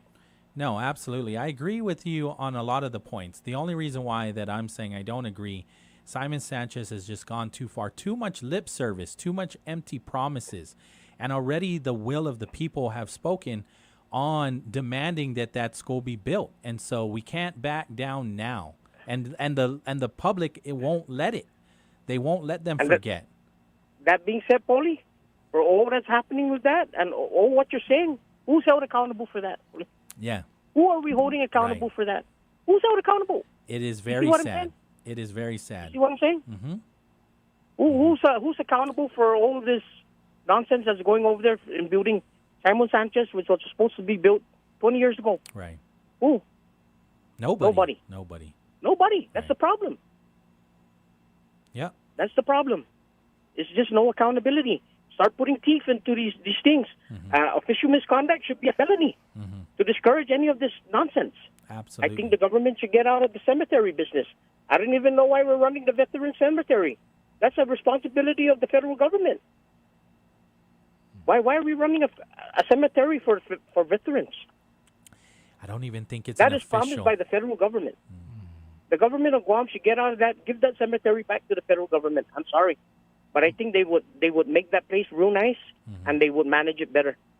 We just keep pouring money into that cemetery, and things are getting a little better, don't get me wrong. Sure. But then it just falls back into disrepair. I wonder if they'll even take it, though. I wonder if we ask, like, here, this Man, is your responsibility. You know what, you Pauly, should I don't take even it. know why we took on that responsibility in the first place. Well, at this point, we have to take on the responsibility until they take over, because our own people that have sacrificed their own lives and their own liberties and their own freedom are there. Yes, I agree. I agree 100% with that, but we have to find a way to shift that responsibility back to the federal government. Right. No, I don't It agree has with to that be part. done. And the federal government will do a better job than the government of Guam in honoring and respecting that cemetery. I'm not saying we're not doing it, but I think they'll do a better job at it. You know, for we sure. have to get out of the cemetery business. They have more Guam has resources. to start getting out of a lot of these things and shift those responsibilities and concentrate on what's important. You know, like what Ryan was saying, the hospital, the school, you know, at least the elementary. Just handle only the elementary, shift the middle and the high school to charter schools. And, you know, the law enforcement. You know, look at the Department of Corrections. You know, it's not only about the guards there that are endangered. Pauly, there's people there that are supposed to be protected, right? That are incarcerated there, that are getting assaulted and whatnot, and it's very dangerous right now. For God's sakes, I don't even know why this administration wants to keep people here that can be deported. Oh my God! I know what they're saying about sending them back, not being punished, but you know what? Let their government handle that. That is their people. You know, the government of Guam's responsibility is for the U.S. citizens of this island and whoever is legitimately here on this island, not for criminals that break the law that can be deported. For God's sake, send them back. Free up some of that space up there. Yeah, no. Thanks, Frank. I appreciate this. All right. Thank you, All Pauly. I hope they listen to some of those ideas and I run hope with it. so, too. Because it's good ideas, man. I hope so, too. Procurement has to be a jury duty, a six-man jury, and they have 90 days to settle it, you know, and shove it down the judicial's throat, and that thing has to be settled in 90 days. And a jury has to be the one to decide whether they have merit or whatever, and it has to be overturned. Thank you, Pauly. All right. Take care, Thank you, Frank. sir. 4:47 in the afternoon. We want to take the break, yeah? Yes, let's Okay. go to traffic. Right. All right. At 4:47 in the afternoon, once again, it's about that time we check the roads of Guam as we help you on your daily commute, moving you forward. Guam Auto Spot, Pauly Suba, letting you know where to go and where not to go. Today, Buenas, Pauly. All right, let's see if things kind of cleared up for us up in Jigo, right? Because that's not very common when we see major congestion up in Jigo. I don't see it over by Chalin Laguna anymore, but there are mild delays coming out of Agat Boulevard. I think that's over by Ipaupau Estates. Okay. So there are mild delays trying to exit out of there. Heading southbound as well in the Dedido area, mild delays after Isengsong Road and that intersection headed towards the Dedido Flea Market. Just mild delays, nothing too drastic, but there is major congestion down in Tumon now. That's what I'm looking at as well. Heading towards the OT Galleria at DFS. And also going in the opposite direction, going back up towards the hill near Weston Resort and trying to get back onto Route 1 at this time. 4:49 in the afternoon. Once again, helping you move forward on this Thursday afternoon. That's Guam Auto Spot. Call them up, 478-AUTO. View their inventory on their website at guamautospot.com. Real talent is defined by what people can do, not where they learn to do it. So by stopping at the education section of a resume, you might throw away the perfect hire. Skills First Hiring helps you see talent others miss, like more than 70 million stars, skilled through alternative routes. Let their story unfold and gain a competitive advantage, because hiring managers who start with skills are 60% more likely to find a successful hire. Hire skills first. Learn why at tearthepaperceiling.org. Brought to you by Opportunity at Work and the Ad Council. To kids, summer isn't just time off. It's time spent building confidence and curiosity. But when school meals pause, millions of kids lose access to the food they count on during the school year. As a neighbor-led network, Feeding America is deeply rooted in every community, ensuring summer meals continue nourishing growth and potential. Your support puts healthy food within reach fueling the future for kids and their families. Give now at feedingamerica.org/summerhunger. My name is Erica, and my son Kason is a patient at Shriners Children. My oldest called me and said Kason got burnt. The trauma doctor came in and said he needs to go to Shriners. His injury was a big injury, and I think a testament to the care that we provide. He's fully functional. He's riding his dirt bike, doing all of the things that you would want him to do. We're just so thankful that Kason is still here. Go online right now to loveshriners.org. At GTA, there's no fine print favorites, no new customers only, no almost everyone, because everyone gets our best deal. Right now, sign up for any unlimited plan and get up to $400 off a premium smartphone. Yep, same deal, same savings. No hoops, no hassle. Switch, upgrade, or start fresh. No matter how you join, you win. Come into GTA today because the best deal, it's for everyone. Terms and conditions apply. GTA, we start with you. Rise and shine with Roots Breakfast Buffet. Served daily from 6:30 to 9:30 a.m. at Guam Plaza Resort. Seniors enjoy 15% off for a limited time. Save your spot now. Call 671-649-7760 to reserve. KGUM-FM, Dededo, the talk of Guam. This is Wave 105.1 FM, a Glimpses media radio station.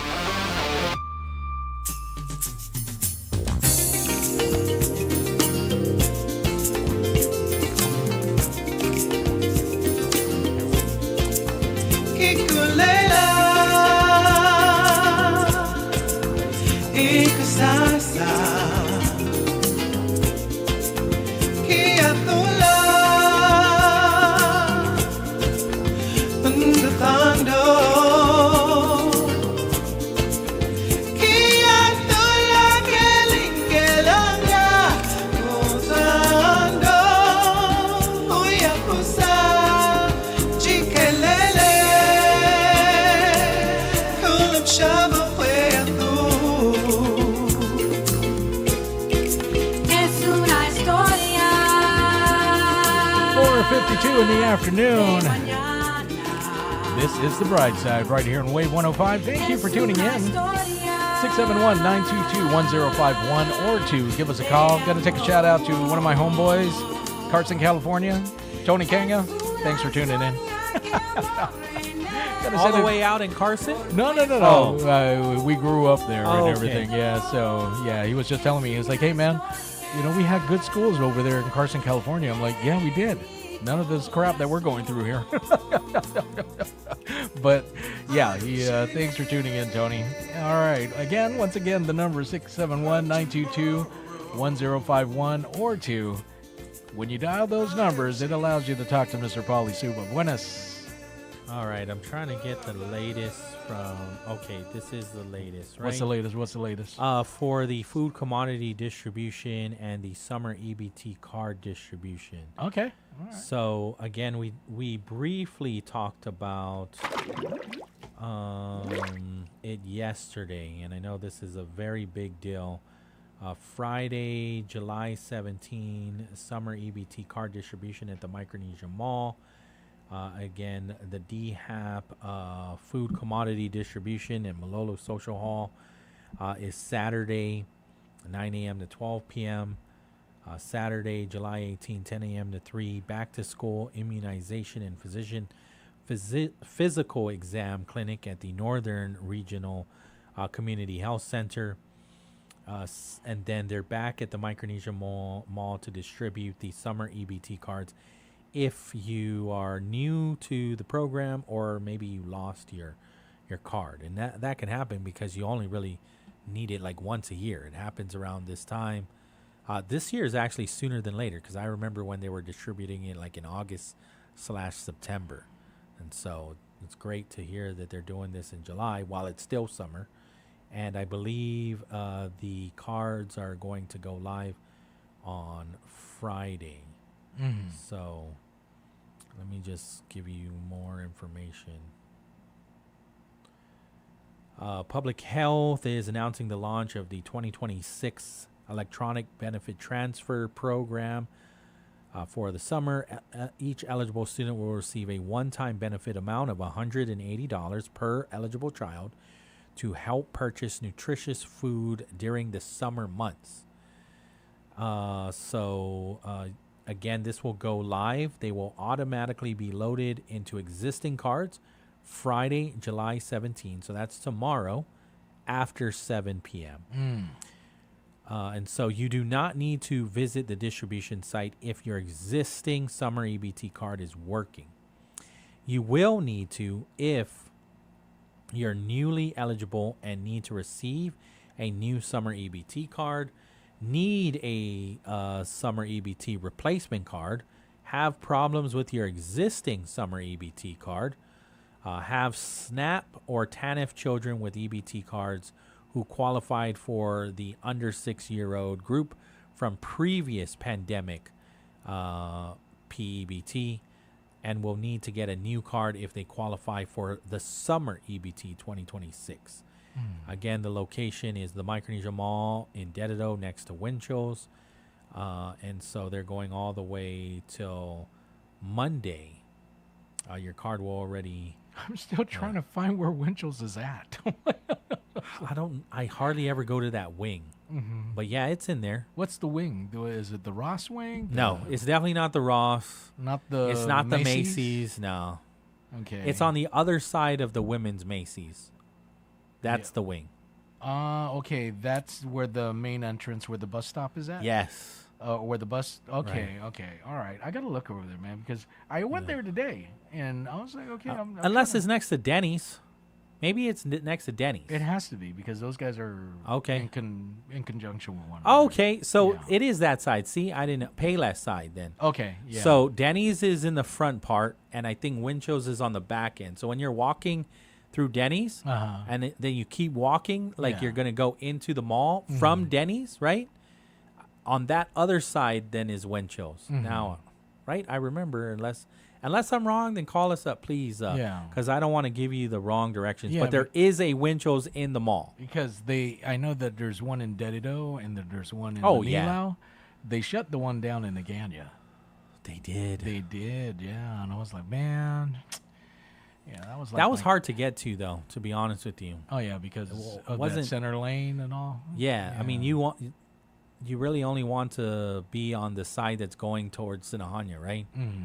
If you're going towards Route 1, it's not easily accessible. Yeah, I mean, I know I'm very familiar because I go to Threads over there to pick up my girlfriend's stuff. Okay. You know, when she makes the order. And there you go. Sometimes I feel like I'm out of place. You know, I feel like a lion going into like a bird cage or something because, you know. You're not the only one. There are plenty of men that go pick up those packages there. They're used to it. It's like, oh, you're so sweet. You pick up your girlfriend's stuff? I'm like, yeah, man. It's not my cup of tea, though. What? I mean, but you don't hold your wife's purse when she's when she's going through the dressing room. Well, here's the thing. Well, yeah, I do. I mean, that's by default, right? Yeah. I sit down like a little good boy and hold the purse. Yeah, exactly. You know, and you could tell, right? I mean, you go to the mall and you see those little rest areas, right? Where you see you always see the guy with the little kid. Yes, that's my people right there. Yes. I'll gladly hold your purse, hon. Say, hey, she's at Ross, right? Yeah, she's at Ross. You know, start talking about politics. I'm like, nope. It's on the weekend with me. I don't want to talk about it. but yeah, no. I mean, which is good because most of the girls, that I deal with over there at Threads, right? They know me, right? Hey, how you doing, sir? Da, da, da, da, da. You're a regular now. I'm a regular, yeah. So they'll know your name already. Yeah, and they'll give you the deals. And so I find myself looking at stuff for, I'm like, man, I like this color. Heck yeah. It has that They earth know tone. They know your wife's size already. Exactly. So you don't have to like, guess do you anymore. Have a small in this? Right. Yeah, because it matches her skin. Yeah. That's the earth tone. The guessing work is over at this pink point. Is her color. Yeah. And so sometimes where she orders some stuff, I would get some stuff for her. I'm like, hey, I got this for you and everything. Oh, it fits. Thank you. Oh, okay, cool. Yeah. Yeah, so I'm very familiar with that turn going into the Gander Winchell's and everything because they're just close by. But yeah, I mean, geez. Yeah, here I am. I know we're up against the clock, so let me just share this while we're on this topic, right? So Sure. what to bring to the summer EBT card pickup and assistance site. Make sure a parent or legal guardian is responsible for notifying Guam Public Health if the household receives a duplicate benefit, and if so, you are instructed to destroy that card. Public Health will also cancel the benefit. A parent or legal guardian must bring valid picture identification, such as a driver's license, which could be a Guam ID, a military ID, or passport. Electronic or digital copies of IDs are acceptable. Okay. So that's really good news, right? Remember, written authorizations are not allowed. If you are a parent, guardian, or student and are off island, a Zoom meeting will be scheduled.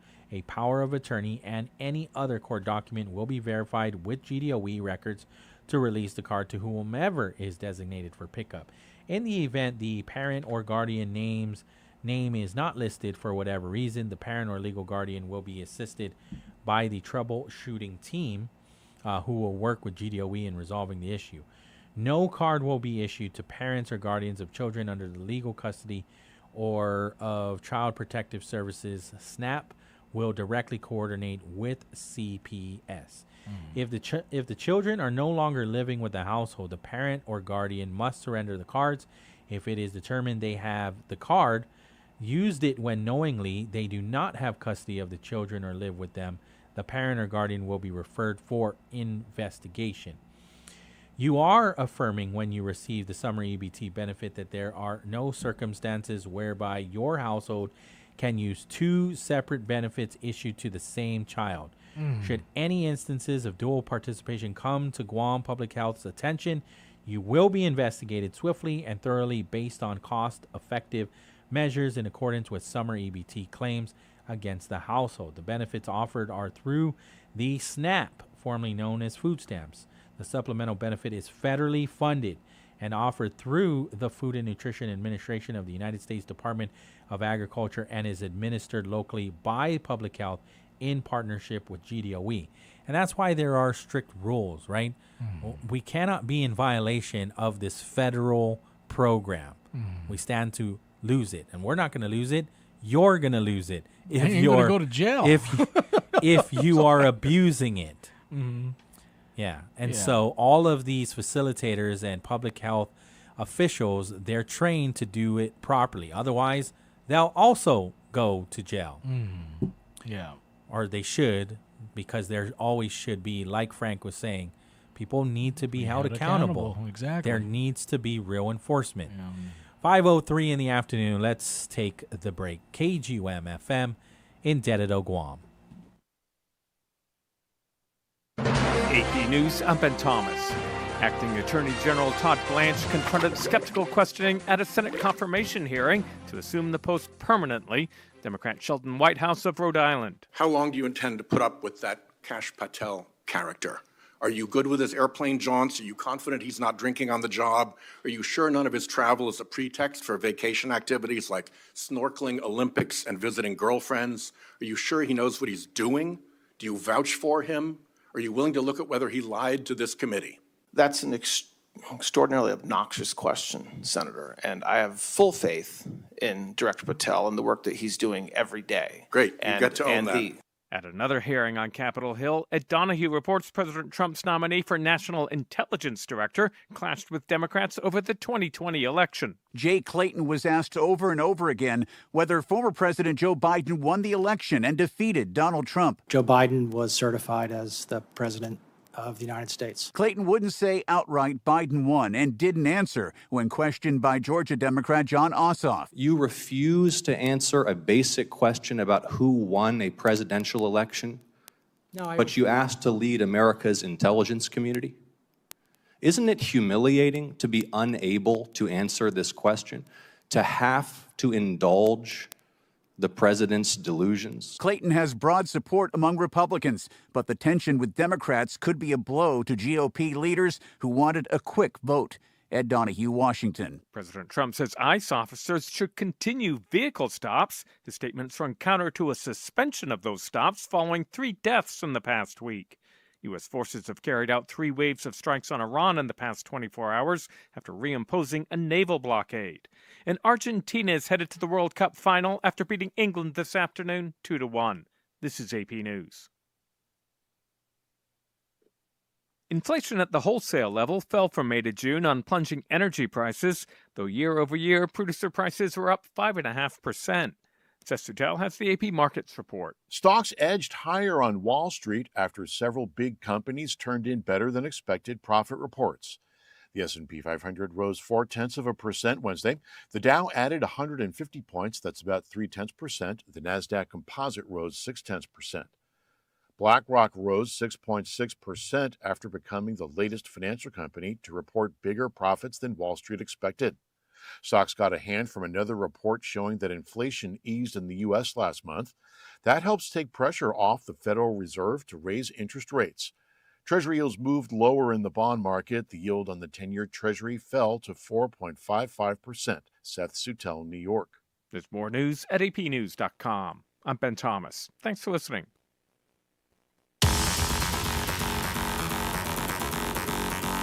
5:05 in the afternoon. Once again, it's about that time we check the roads of Guam.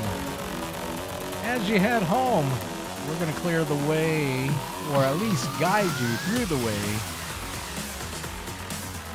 on the roads of Guam, giving you the very latest on your daily commute, proudly being brought to you by Guam Auto Spot. He's going to help you move forward, Mr. Pauly Suba. Buenas. Let's break out the app now. See where we're at here.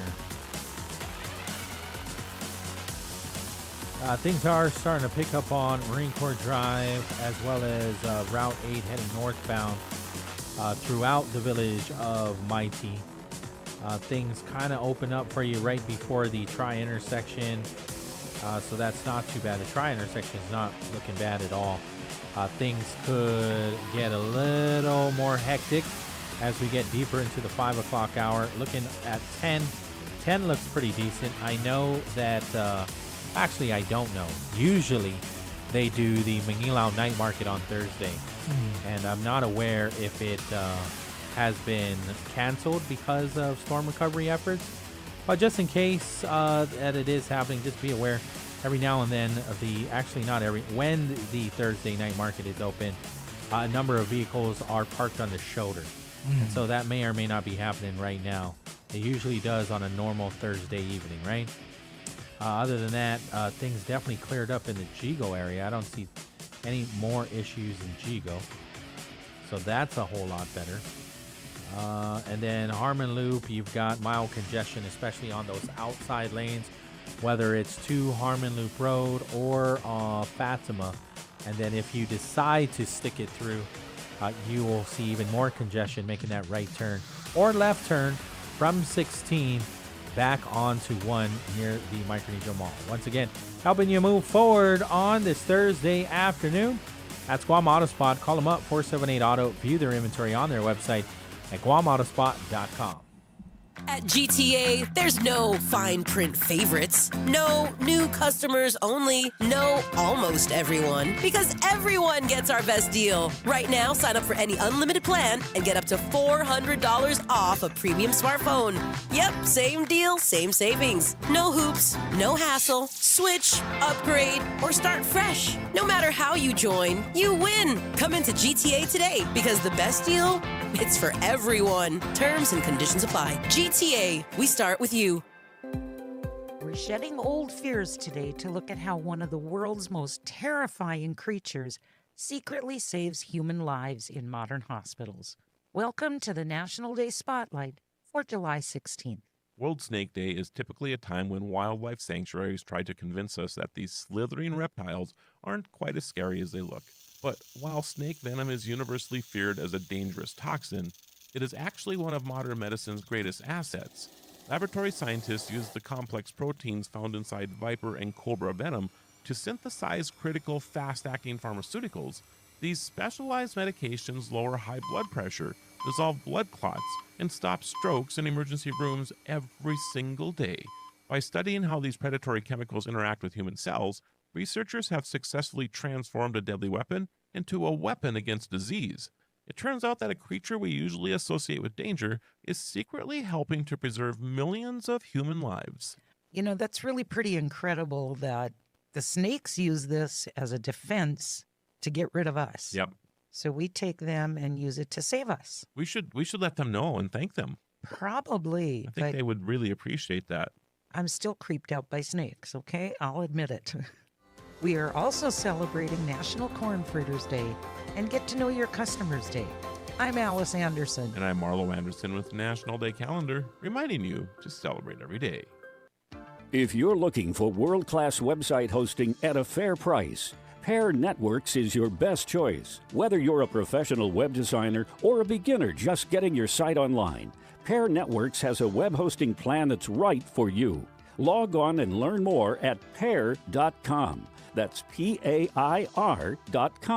Pair Networks, world-class web hosting at a fair price. Visit us at pair.com.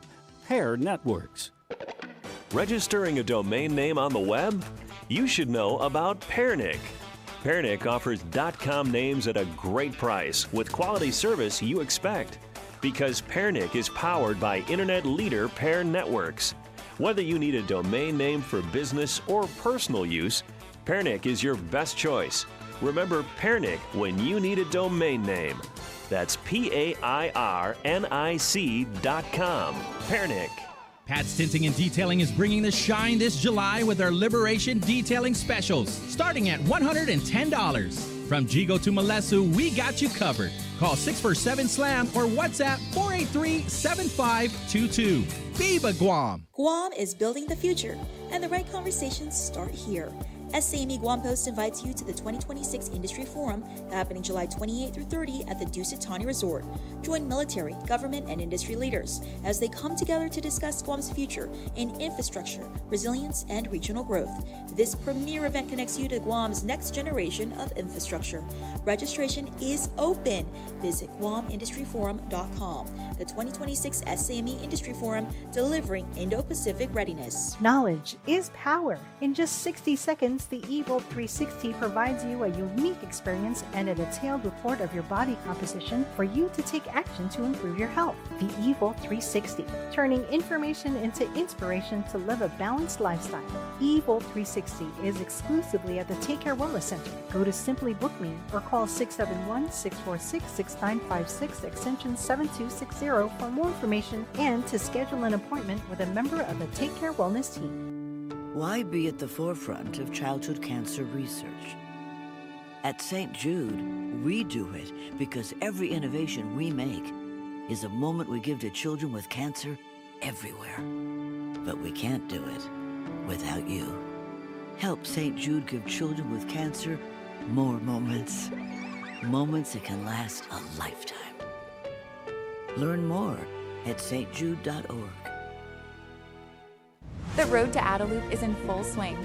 We recently spoke with Democrat candidates Lieutenant Governor Josh Tenorio and Senator Tina Munilla Barnes to learn more about their vision for Guam. Catch the full conversation that took place on May 26th on the Wave 105's YouTube channel. This is a glimpses of Guam radio station.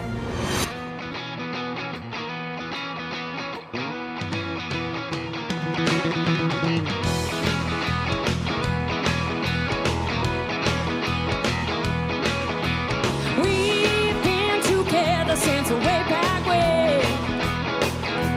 Sometimes I never want to see you again. I'm telling you, when you hear that guitar going on, all of the monomkos are like, okay. Okay, so the reason why I'm playing this song is because Frank was talking about the bathrooms, right? And I just realized he was onto something. You know, how he was saying, let's get a company to do it. But the idea that makes me think about Governor Carl Gutierrez, he was saying, you know, we have a lot of homeless people. Why don't we get them to take pride in our island and hire them to take care of the bathrooms? Sure. And I thought it was a great idea. You know, I mean, you give them some money, they take pride in our island, and they would not tolerate anybody messing up what they fix, and they're always there. So I don't know. Maybe we should think outside of the box as far as cleaning up our parks. That was a outside of the box thinking by Governor Carl. Well, maybe they can take that up and add that to the supplemental budget bill, because they could not include any amendments into the miscellaneous file. Yeah. Right. Let's see here. Time for some good news, right? Yes. I do want to thank our sponsors of the entire show, though, so let's do that. Okay. I want to thank Chili's Grill and Bar at Chili's. More life, great food, and memories happen here. Micro Pack. Remember, you can check them out for sound tech and everything in between. Think Micro Pack. Subway, you got to refresh to be fresh. Triple J Ford. Get that free $500 gas card when you drive home with a new Ford truck. Visit triplejguam.com. Get pre-approved instantly.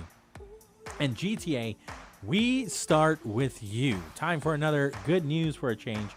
Right here on Wave 105, we do this around this time every weekday when we're on the air. And so it's all brought to you by Provisions Wine and Cheese. They serve fresh salad, delicious sandwiches, and authentic Roman-style pizza. Catch them tomorrow between 11 a.m. to 3 p.m. They're also open Saturday. They're open Monday through Saturday. Call Provisions at 671-633-9463. Place your order today or visit the website provisionsguam.com. This good news comes from Delhi, India. Okay. A 15-year-old student is proving that you're never too young to make a difference. After his parents were injured in a motorcycle accident caused by a pothole, this 15-year-old decided he didn't want to just complain about bad roads. He wanted to fix the problem. And so, I mean, we can relate to the potholes here, right? So he taught himself to build a website called Project Sadak. I might be pronouncing that wrong. People can upload photos of potholes, and artificial intelligence checks whether the report is real. If it is, the system automatically sends the report to the correct government agency. The project has already received more than 300 pothole reports from cities across India. Parth is the individual's name, this 15-year-old's name. He doesn't stop there. When repairs weren't happening fast enough, he used grant money to hire workers and personally helped repair 10 potholes himself. Another pothole was fixed after his project gained attention online by the government because now they felt the pressure to get it done. He's working with government officials to see if his system can become part of their official road repair process, and he hopes to expand it across India and eventually to other countries. It reminds me of Genesis Vivalta. Yeah. Continuing to keep the government accountable, right? Mm-hmm. We have something like that. I remember Charlie's website. Yeah. However, the government didn't buy into it, and maybe the public didn't buy into it as much. However, I mean, this is another way, another example how we can use this technology that we know is inevitable and use it to benefit us, to increase our quality of life. Exactly. And also checks and balances, right? When we're talking about accountability, keeping the government in check, keeping them accountable, giving them a timeline too, saying this was reported on this day, and then a constant reminder to the public, it ain't getting done. It isn't getting done. It isn't getting done. Somebody actually used that slogan when he ran for senator a couple years ago. It was Rufo Lujan, and that was the slogan, keeping the government in check. There you go. So, man, we really need that nowadays. Once again, good news again from India. It's this story is a reminder. You don't have to wait till you get older to make a difference, right? And like you said too, Ryan, we have examples of that here of the next generation that's coming up that they were putting pressure on the government, like Genesis. Yeah. And I can think of a few other students that didn't graduate yet, right? I'm really Trevin Atoigui, is the vice speaker of the Guam Youth Congress. Okay, I'm impressed with him as well. He is part of the Youth Tamuning. Congress? Well, he's the vice speaker of Youth Congress. Okay. He's the Tamuning representative. Okay. And he's only a junior in high school. He'll be a senior. Mhm. Maybe he'll be a junior too. I forget. He's a very intelligent young individual. There's so many like him out there. I think Lieutenant Governor Josh and even Senator Rory were a part of the Youth Congress at one point in Yeah. time. Yeah. So, of course, you see their careers and where they're at nowadays. So, the Youth Congresses, you're right. They're the next. They're the next in line. And so to get things done at their age right now, that's very commendable, very admirable.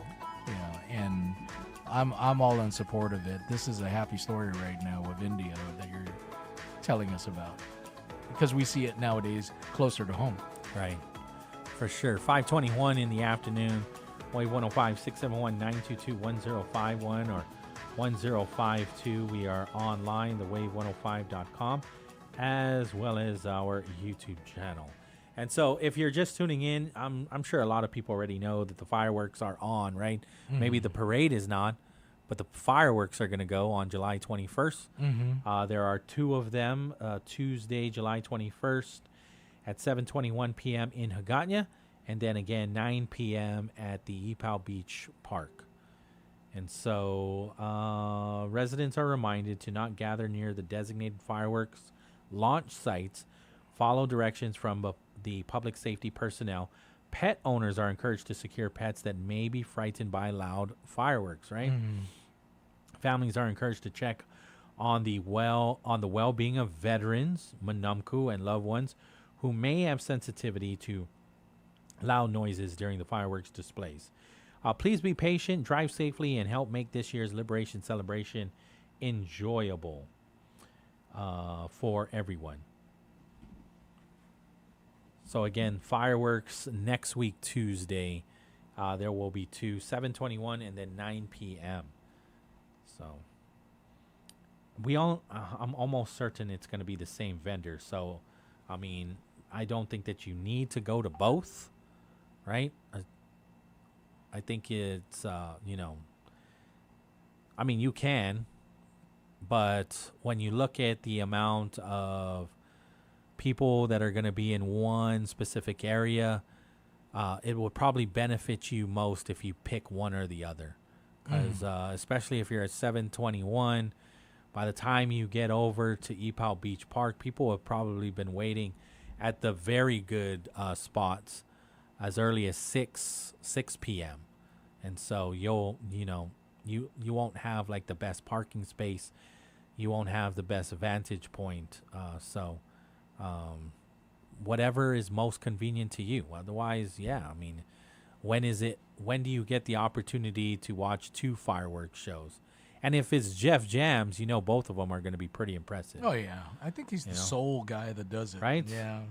I don't think anybody else has the license to do it. Yeah. And plus, he's trained. He went to schooling for it.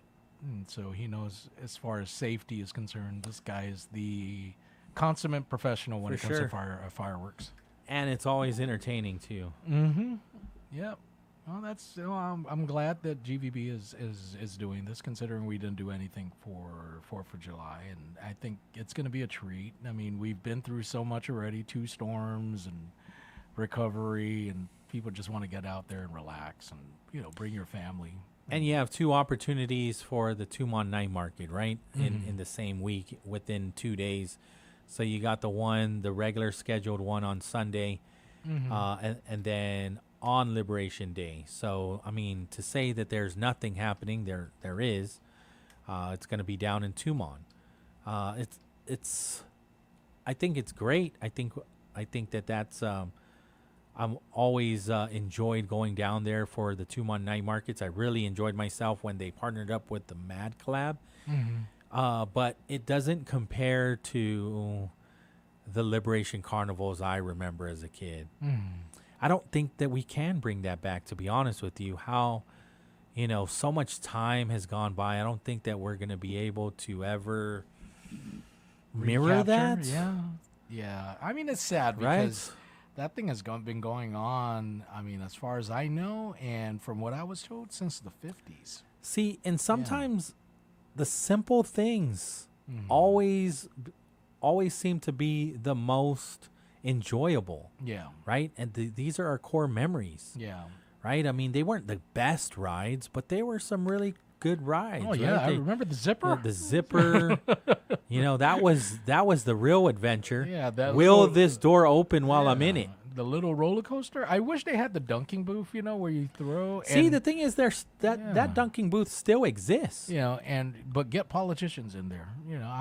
I would utilize $100 to get all the balls to just, get them in there and just hit that bullseye. Right? It's probably going to be the only time I could but it's enjoy myself. I don't know. It's the vibe. The vibe, that Liberation Carnival vibe, can't be imitated. Yeah. The bingo calling that you're hearing, the pay red. You heard it from the parking lot. Yeah, You're the excited Beto. to go.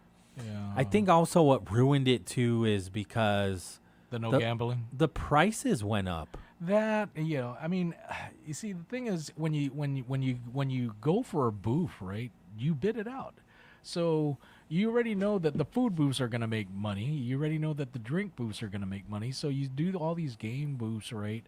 And because I was a part of that when the carnival was when they put it down in EPAL, we bid it out for a basketball booth. And the people doing it back then, they were saying, okay, we don't want you to compete, right, with like 10 different basketball booths. The most they would do is like probably 2, and they'll put the other one on the other side. Yeah, so everybody gets a fair share.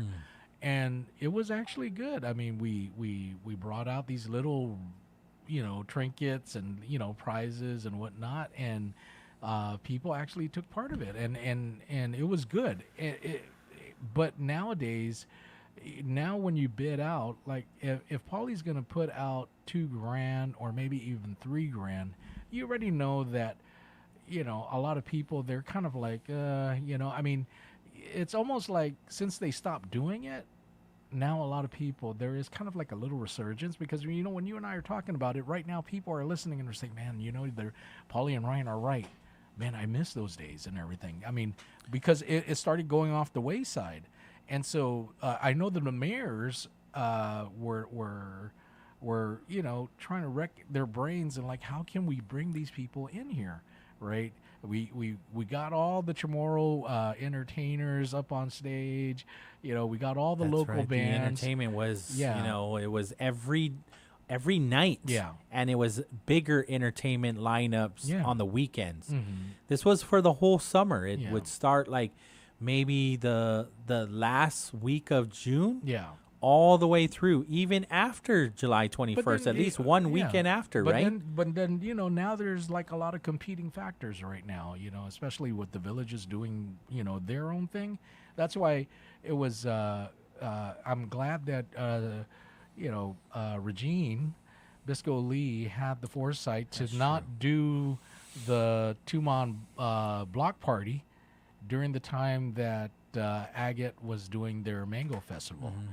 Right, because she wanted to make sure that they get the love and they, the spread out. I think the same was the case for the Malesu Crab Festival. Exactly. So, so there's ways to do it, but how do you, because this whole thing, if Pauly's going to, bid for like $3,000, you already know you're not going to make that in 1 week, right?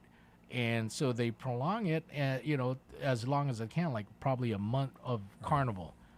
And to try to recoup what you bid out, to make your money back. But, with everything being expensive the way it is, and then the bids, nobody has that disposable income anymore. Yeah, I think it left a bad taste in people's mouths when they were doing the win every time fishing game. Yeah. And you had to pay $10 and you got like a $2 prize. Yeah, like a rubber ducky. Yeah. it was getting, I do remember on its last leg, it was getting pretty expensive. Yeah. To go to the Liberation Carnival.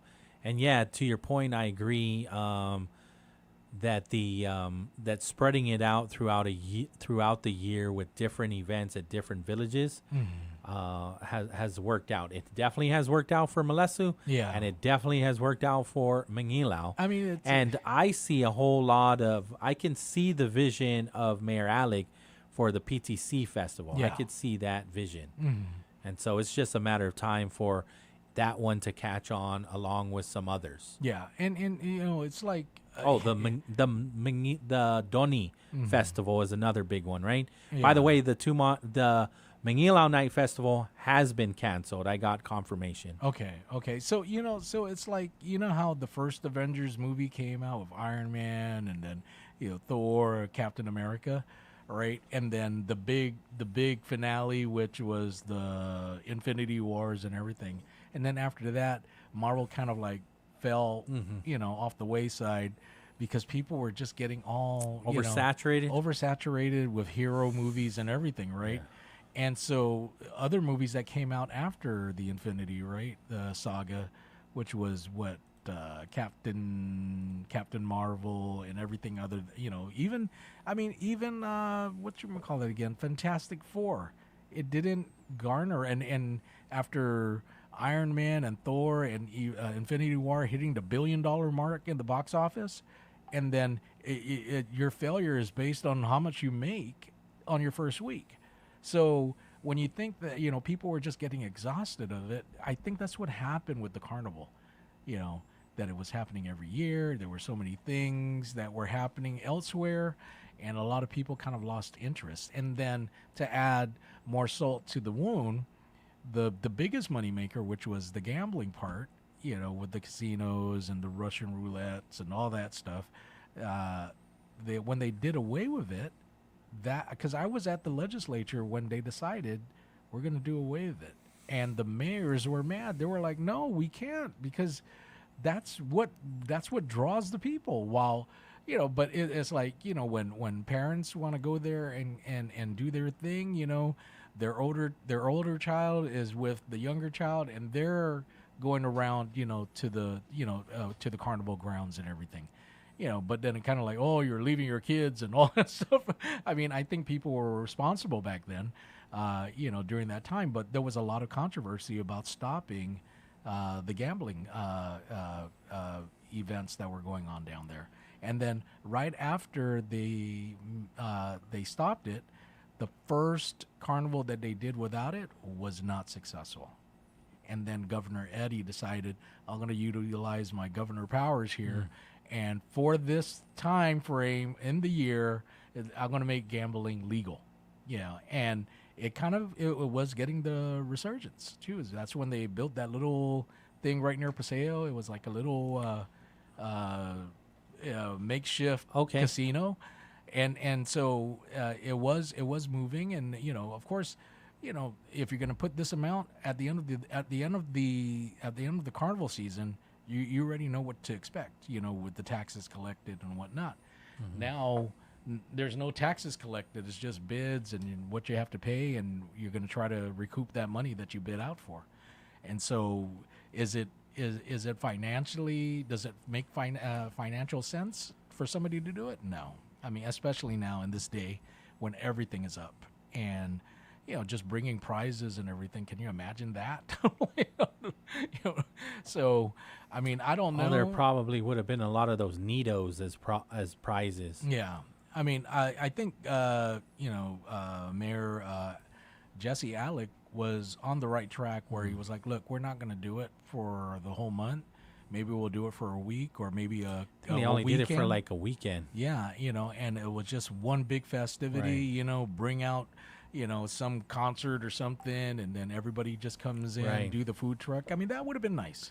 But considering the two storms, no, I get it. I don't even think anybody wants to touch it with a 10-foot pole, not when there's still people out there with no water, people out there with no power, and food and whatnot, because everybody's reaching in, man. Their pocket's deep. After the part of the recovery is, I lost my food, I got to get it. Now, you just read D-Snap and they're saying, okay, come on down, and then you got to do the paperwork and everything, right? The summer EBT. Yeah. Yeah. Oh, well, 5:34 in the afternoon. There is There is no traditional parade. We know this, right? But there is a wagon festival, right? Or wagon parade. And so that's over in Assen at the Assen Park. And it's hosted by the National Park Service. So again, it's free, pet friendly, family friendly, and it goes down July 21st, 3 p.m. to 6 p.m. Again, according to the National Park Service, this is welcome to all families, schools, churches, organizations, pets, veterans, and individuals. It's free to register for the wagon parade. For more information, contact WAPA, so that's WAPA _interpretation at npa.gov. Okay. At npa.gov. Wagon guidelines: homemade decorations are acceptable. Recycled materials are accepted. That's what they encourage. And the guidelines are that they ask that you follow the Para y Honra, Para y Gloria theme. And your wagons need to fit on the Assen Park sidewalk. What is not allowed are motorized vehicles, motorcycles or bicycles, ATVs, and golf carts. All the good stuff. I'm actually excited to see how creative they're all going to be with just the I might wagons. just go down there. I mean, I'm going to Yeah. bring my 2 dogs, right? And Yeah. just, go 3 to 6 p.m. I'm looking at some photos, some very cute photos of some toddlers in their wagons. Nice. Looks very cool. Yeah. We have a caller in line 1. All right. Half a day, Wave 105. You're on the air. All right. Half a day, Wave 105. You're on. Pauly? Half a day, senor. So, you know that there's a parade down at Assen? Yeah, we were just sharing it. Yep, the wagon parade. Yeah. Yeah, we're just sharing That's why that. I called. Yeah. You gonna go? You gonna go to the wagon parade? I like to, but I don't want to. Yeah, I know that feeling. I know the feeling. What about the Are you 219 going? market?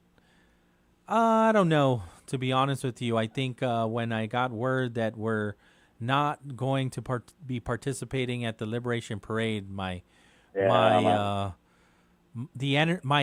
kind of got deflated. At least a marching unit, right? Yeah.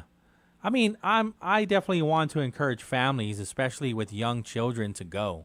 You Yeah. know, it'll definitely look weird, me as a grown man with nobody watching these kids go around in their wagons. So unless I show up with my own nephews and nieces, then I would consider it. But if my nephews and nieces don't want to, then I'm not going to watch strangers do that.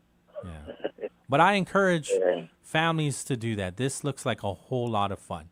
I definitely would attend if my kids were toddlers. If they fit in a wagon, my 18-year-old definitely can't fit in a wagon. So I'm not too sure, but I think there's a marching unit also.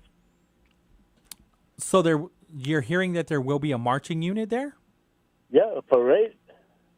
Oh, I didn't. Send us the information. They mentioned that there's going to be a parade, so a parade is a military marching unit. Send us the information. I'm not aware. I like to go down there, man. I like to, but I don't want to. Same. Yeah. Okay. Okay, senor. Have a good See you one. tomorrow. Talk to you tomorrow. Okay. All right. I know Senator Cruz Dueñas sent this release. I was going to talk about it, but we kind of touched on it already. But What did he say? I mean, we saw it at this morning's session again on Okay. the miscellaneous provisions, right? Nearing about $250 million. The governor also called the body into its 9th special session to appropriate an additional $42.4 million. Should this legislature take up her bill on top of the amendments already on the floor, the grand total would reach $292,416,474. He says, Senator Cruz Dueñas, how is anyone supposed to reconcile that number against the money actually on hand? The question is not rhetorical, and the decision made today was not made casually. The numbers are undeniable. Nearly $300 million in additional appropriations, including the governor's proposal, were being pushed forward when only $39.7 million remains available for appropriation. Responsible budgeting requires discipline, not political grandstanding or a reckless spending spree. Chairman Duenas has stated clearly and publicly that every agency request deserving consideration will be addressed through a supplemental budget. And that's the good news that I caught, right? Is like, okay, I can see why, I understand the concerns of Senator Therese Terlahi, Senator Sabina Perez, Senator Chris Barnett, Senator Will Parkinson, Senator Sabrina Salas-Mantanani. I think even Senator Tina Rose Munoz Barnes voted against the motion to deny debate on these amendments, right? And basically just say we're not addressing these. We're moving forward into the next chapter. Because again, people like Senator Tello, Senator Joe all agree that we can tackle this after the budget in a supplemental budget bill. Yeah. And Joe and Tello want to do this before October 1st. Because I know what can happen. It can get dragged on. Yeah. And a supplemental budget bill can be debated after October 1st. Yeah. Like while we're in the current fiscal year. Yeah. Right? And so until we find some money, we're going to, And normally they finish off by ending of August, right? So that the governor has some time to look over the budget. I mean, how many pages is this or what? 194 I saw. So her team is going to have to look through it and make sure that, okay, did DPW get what they want? And she can line item veto it or just veto entirely, right? Or can she line item veto? I believe she could. I believe she could. There's certain sections of the budget she would, she would like if she doesn't agree with it. Yeah. Right. But so that's normally the process. You give the governor some time. I want to say 10 days at least. Well, right? Yeah. I'm willing to put before October 1st because that's when the new fiscal year starts. Right. Yeah. Otherwise, the government closes. Right. Yeah. Because there's no budget to operate. Budget. Yeah. So we're gonna have a government shutdown. I mean, I also would like to see what Senator Joe and Senator Tello are talking about. Like get this budget passed and squared away, and then get right back in there and start with the supplemental budget because you want the next government, the next executive branch, to know where they stand, right? And so, and there are a lot of people there that are running for the front office, and they would need to know too as well. I mean, I think it's healthy for them to go with this particular idea of Senator Joe and Tello. So my only thing is what Senator Chris Duenas talked about, like it just doesn't make any sense to go from one amendment to another. And what happens when one amendment gets introduced and voted on and most of this 39.7, if not all of it, just gets wiped clean off of the first. What is the difference in a supplemental budget bill? Yeah. Won't that happen also? Well, it would, but to a certain extent, because like right after the budget, they're still operating because their budget has been passed. Sure. And then when they start running out of, these agencies start running out of money, then they just go to their prospective senators under, that has purview over that agency. And it's like, look, I mean, we see it every 6 months with GMH. They come back, we need more money for blood supplies. We need this, we need that, we need this.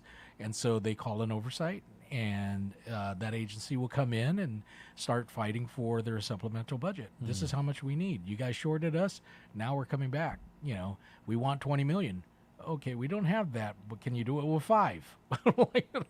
So it's a give or take, but that's normally the process. And I don't understand, I mean, and Senator Chris has a point.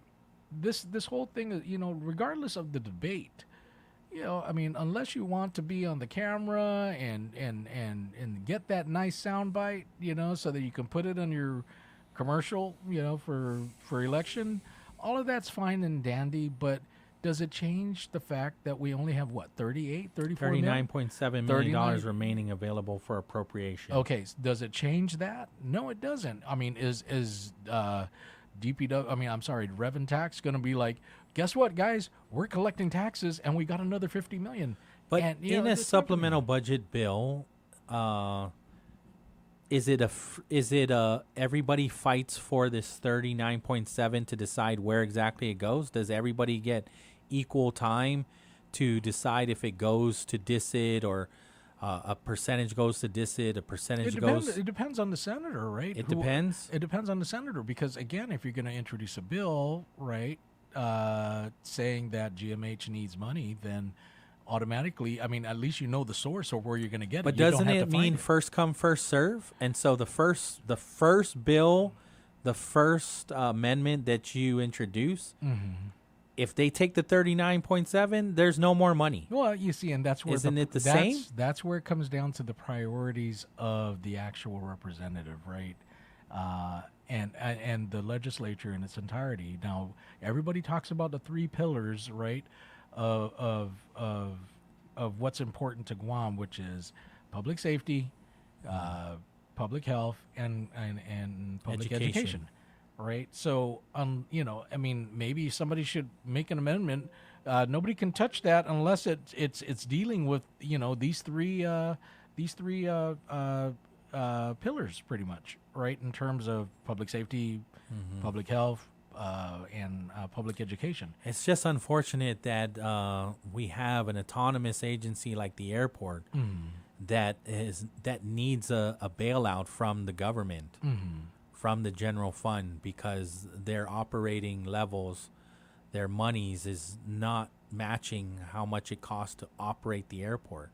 I see your point, and then not to mention not just the airport, but then again GVB too as well with their budget that they're asking to bring in more tourists. This is like, it just comes down to priorities, which is important. And if you're going to give $10 million to GVB, I think GVB is the only one asking that. The governor's not asking, not on the record. Yeah. No senator is asking for $10 million for GVB at this point. There's nobody. I don't see any press release from any governor, from any senator. If I was a current senator, saying, right, let's give 10 to GVB. Nobody's saying that anymore. If I had purview of the hospital or maybe even education or even, transportation and tourism, if I'm that sitting senator that heads that committee, I'm just going to go straight to, the medical director or, the manager at the hospital or the manager over there, the director over there, GM over there at the airport or whatnot, right? Whoever's leading those agencies, I'm just going to say, sit down, we need to talk. We don't have money, right? So you need to do what you need to do, all right? Because we've given you everything that we can, and it's either you start streamlining, right? Whatever operations you have, you need to cut back on your hours, you need to do whatever, because we don't have the money now. What we did pass was the money that would sustain you. But if you're going to come up to us and ask us, for this amount, for this amount, for this amount, that's going to be later on within the year. It's not going to happen come January. Some of these agencies too that you're talking about also end up having excess revenue, so they're not even able to spend all the money that is given to them in one fiscal year. And they have their own challenges as to why. Yeah. I mean, and I would always go back to GMH, because when you start writing off $70 million and then you give them $80 million, and I'm like, and if GMH comes back to me and I'm like, hey, guys, remember you guys actually wrote off $70 million. Remember the $5 million that that you spent for the study? What happened to that? I mean, so this is where the leadership at all these agencies got to strap up the belt. Start penny pinching, do whatever, because we don't have the money. And that 38.9 million or 39.7, that's not going to go anywhere. If anything, that should be a rainy day fund. So Senator Chris Duenas says clearly and publicly that every agency request deserving consideration will be addressed through a supplemental budget. And he has also placed on the record that this process will take place in August. So, again, that's great. There is no confusion, no hidden agenda, and no excuse for pretending otherwise. And that's from Senator Chris Duenas. My only critique is, well, maybe I have a few more. There have been a number of senators that requested that the only way you're really going to know whether or not these agencies need the funding for this specific program that I'm arguing for is if you bring the director in, and they refuse to do that. Who does that benefit? I mean, let's just say there are shenanigans going on. It benefits those that don't want everybody to see on the record a director saying, we do need this money, otherwise this program won't exist and we can't help these people. When those people hear that, they won't like it, and they will start making phone calls and pressure those senators to make it happen. Yeah. And that benefits the Republican majority that is controlling this budget. It benefits them when you don't bring in the directors. Well, who's not bringing in directors? Duenas.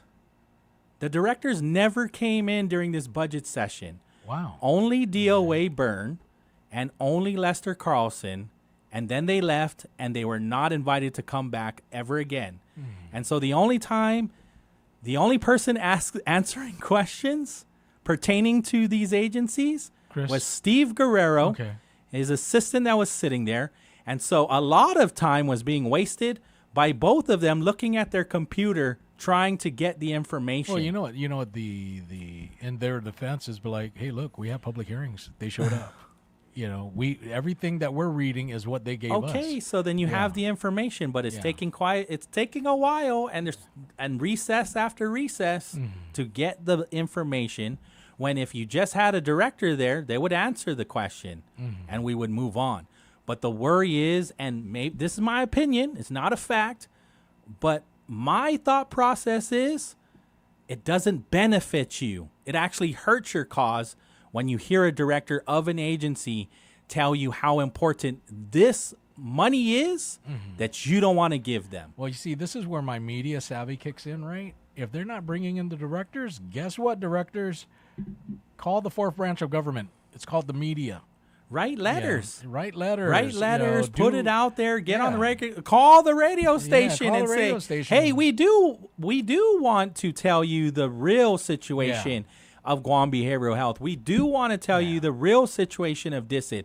What Steve is saying is wrong. Yeah, our finance director did not say that we're okay with our budget. I'm telling you, the Democrats are like, hey, start writing your letters right now." They should be speaking up. Yeah. Because guess who's speaking for you? OFB speaking for you. Senator Chris Duenas is speaking for you. And like I said, it's just going to come down. And that's why, Pauly, I was saying this whole debate and, let's debate. At this point right now, it's not going to make a difference. All I'm going to do is just watch a bunch of people lose their minds and start acting a fool on session floor, on these hallowed chambers, like everybody used to say, right? I mean, all of them are colleagues. I haven't seen anybody lose their mind. I've heard passionate statements. Yeah. So I guess there's a difference of opinion, right? I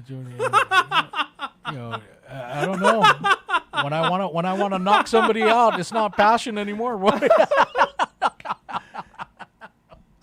In the heat of passion, I slapped that person. That's my It was the heat of passion. It was the heat of passion. Right. Yeah. I did not go in there planning to slap anybody. It was the heat of passion.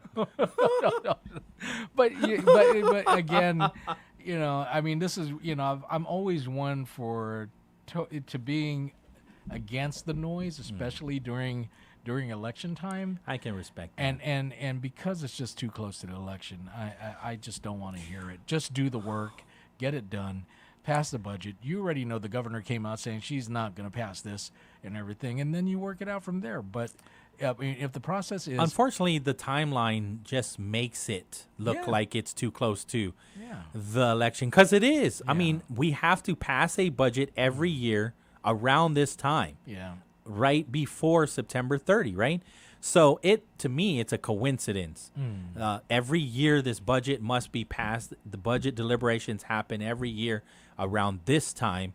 What is not a coincidence is why it's being rushed. Yeah. Because on the record, if you go back, Speaker Frank Bloss Jr. says, hey, we're going to do this, and the plan is to get it voted and sent to the governor so that you all can go to memorials and show your respects. Well, there are no more memorials. There isn't even a liberation parade. So that excuse is out the door. Yeah. Well, anyway, Memorial Day. It's called Judgment Day on August 1st. I mean, there's one, and it's and it's on July 21st, Liberation Day. I still don't have all the details on it, right? Yeah. I know that there is a mass scheduled at Cathedral, and then I think we're going to, or those that will go and attend this unified memorial again for liberation. Will either be at the Academy Gym. That's what I heard. The possibility could be Paseo. The Plaza de España, just because of it's right there. Yeah. It's right outside Cathedral. It's adjacent. And the Guam Museum, the only reason why I bring it up that it could be there too is because it was there at one point. They did have a unified memorial there. You talk about timing and, elections being close and, the budget and everything.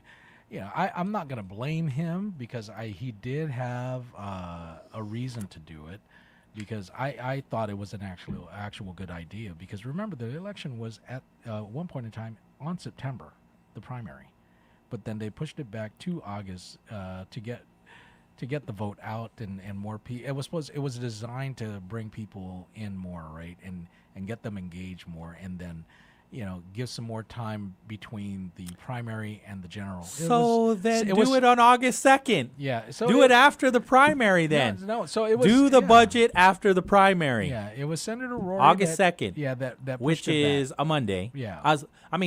August 3rd, which is a Monday. Well, at this point... And you can rush through it there. Yeah, they should just go ahead and pass it. The governor needs some time to study the budget. Or don't pass it. But whatever you do, right? Just, goti con nai and come I'm laughing, together. but at the end of the day, what we don't want is a government shutdown. Yeah.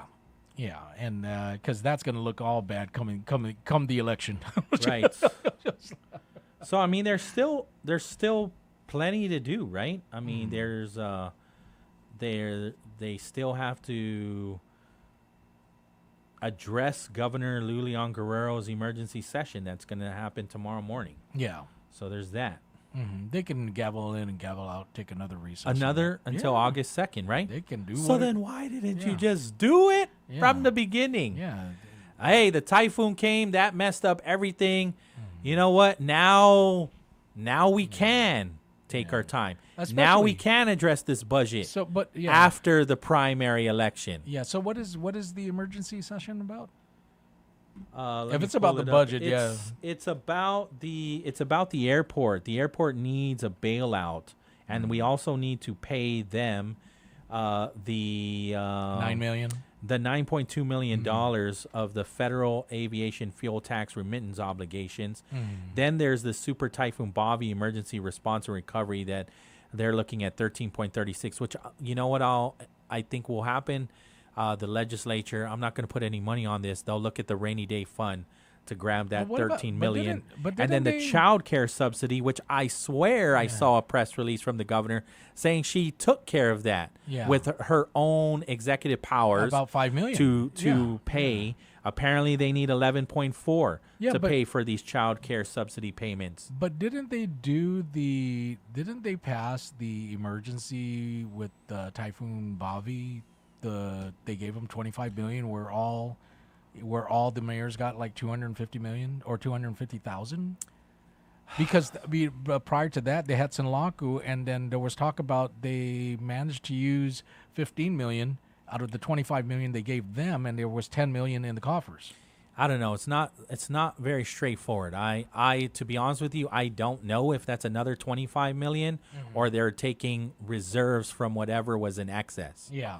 So I don't know for sure. Yeah, so- we'll so- find out yeah. real soon because they're going to start asking questions when they go into emergency session as to what the heck happened. Yeah. Time to get out of here. Yes. We'll do it all again tomorrow, Friday, Mornings with Patty, Rolling with Dice.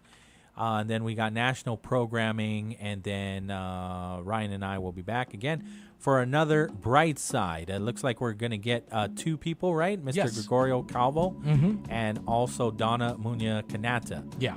For Beyond the Ballot around 4 o'clock. So tune in for that. Everybody get home safe. Be kind to each other, especially on those roads. Adios. KGUM-FM in Dededo, Guam. Though you may not drive a great big Cadillac, gangsta white wall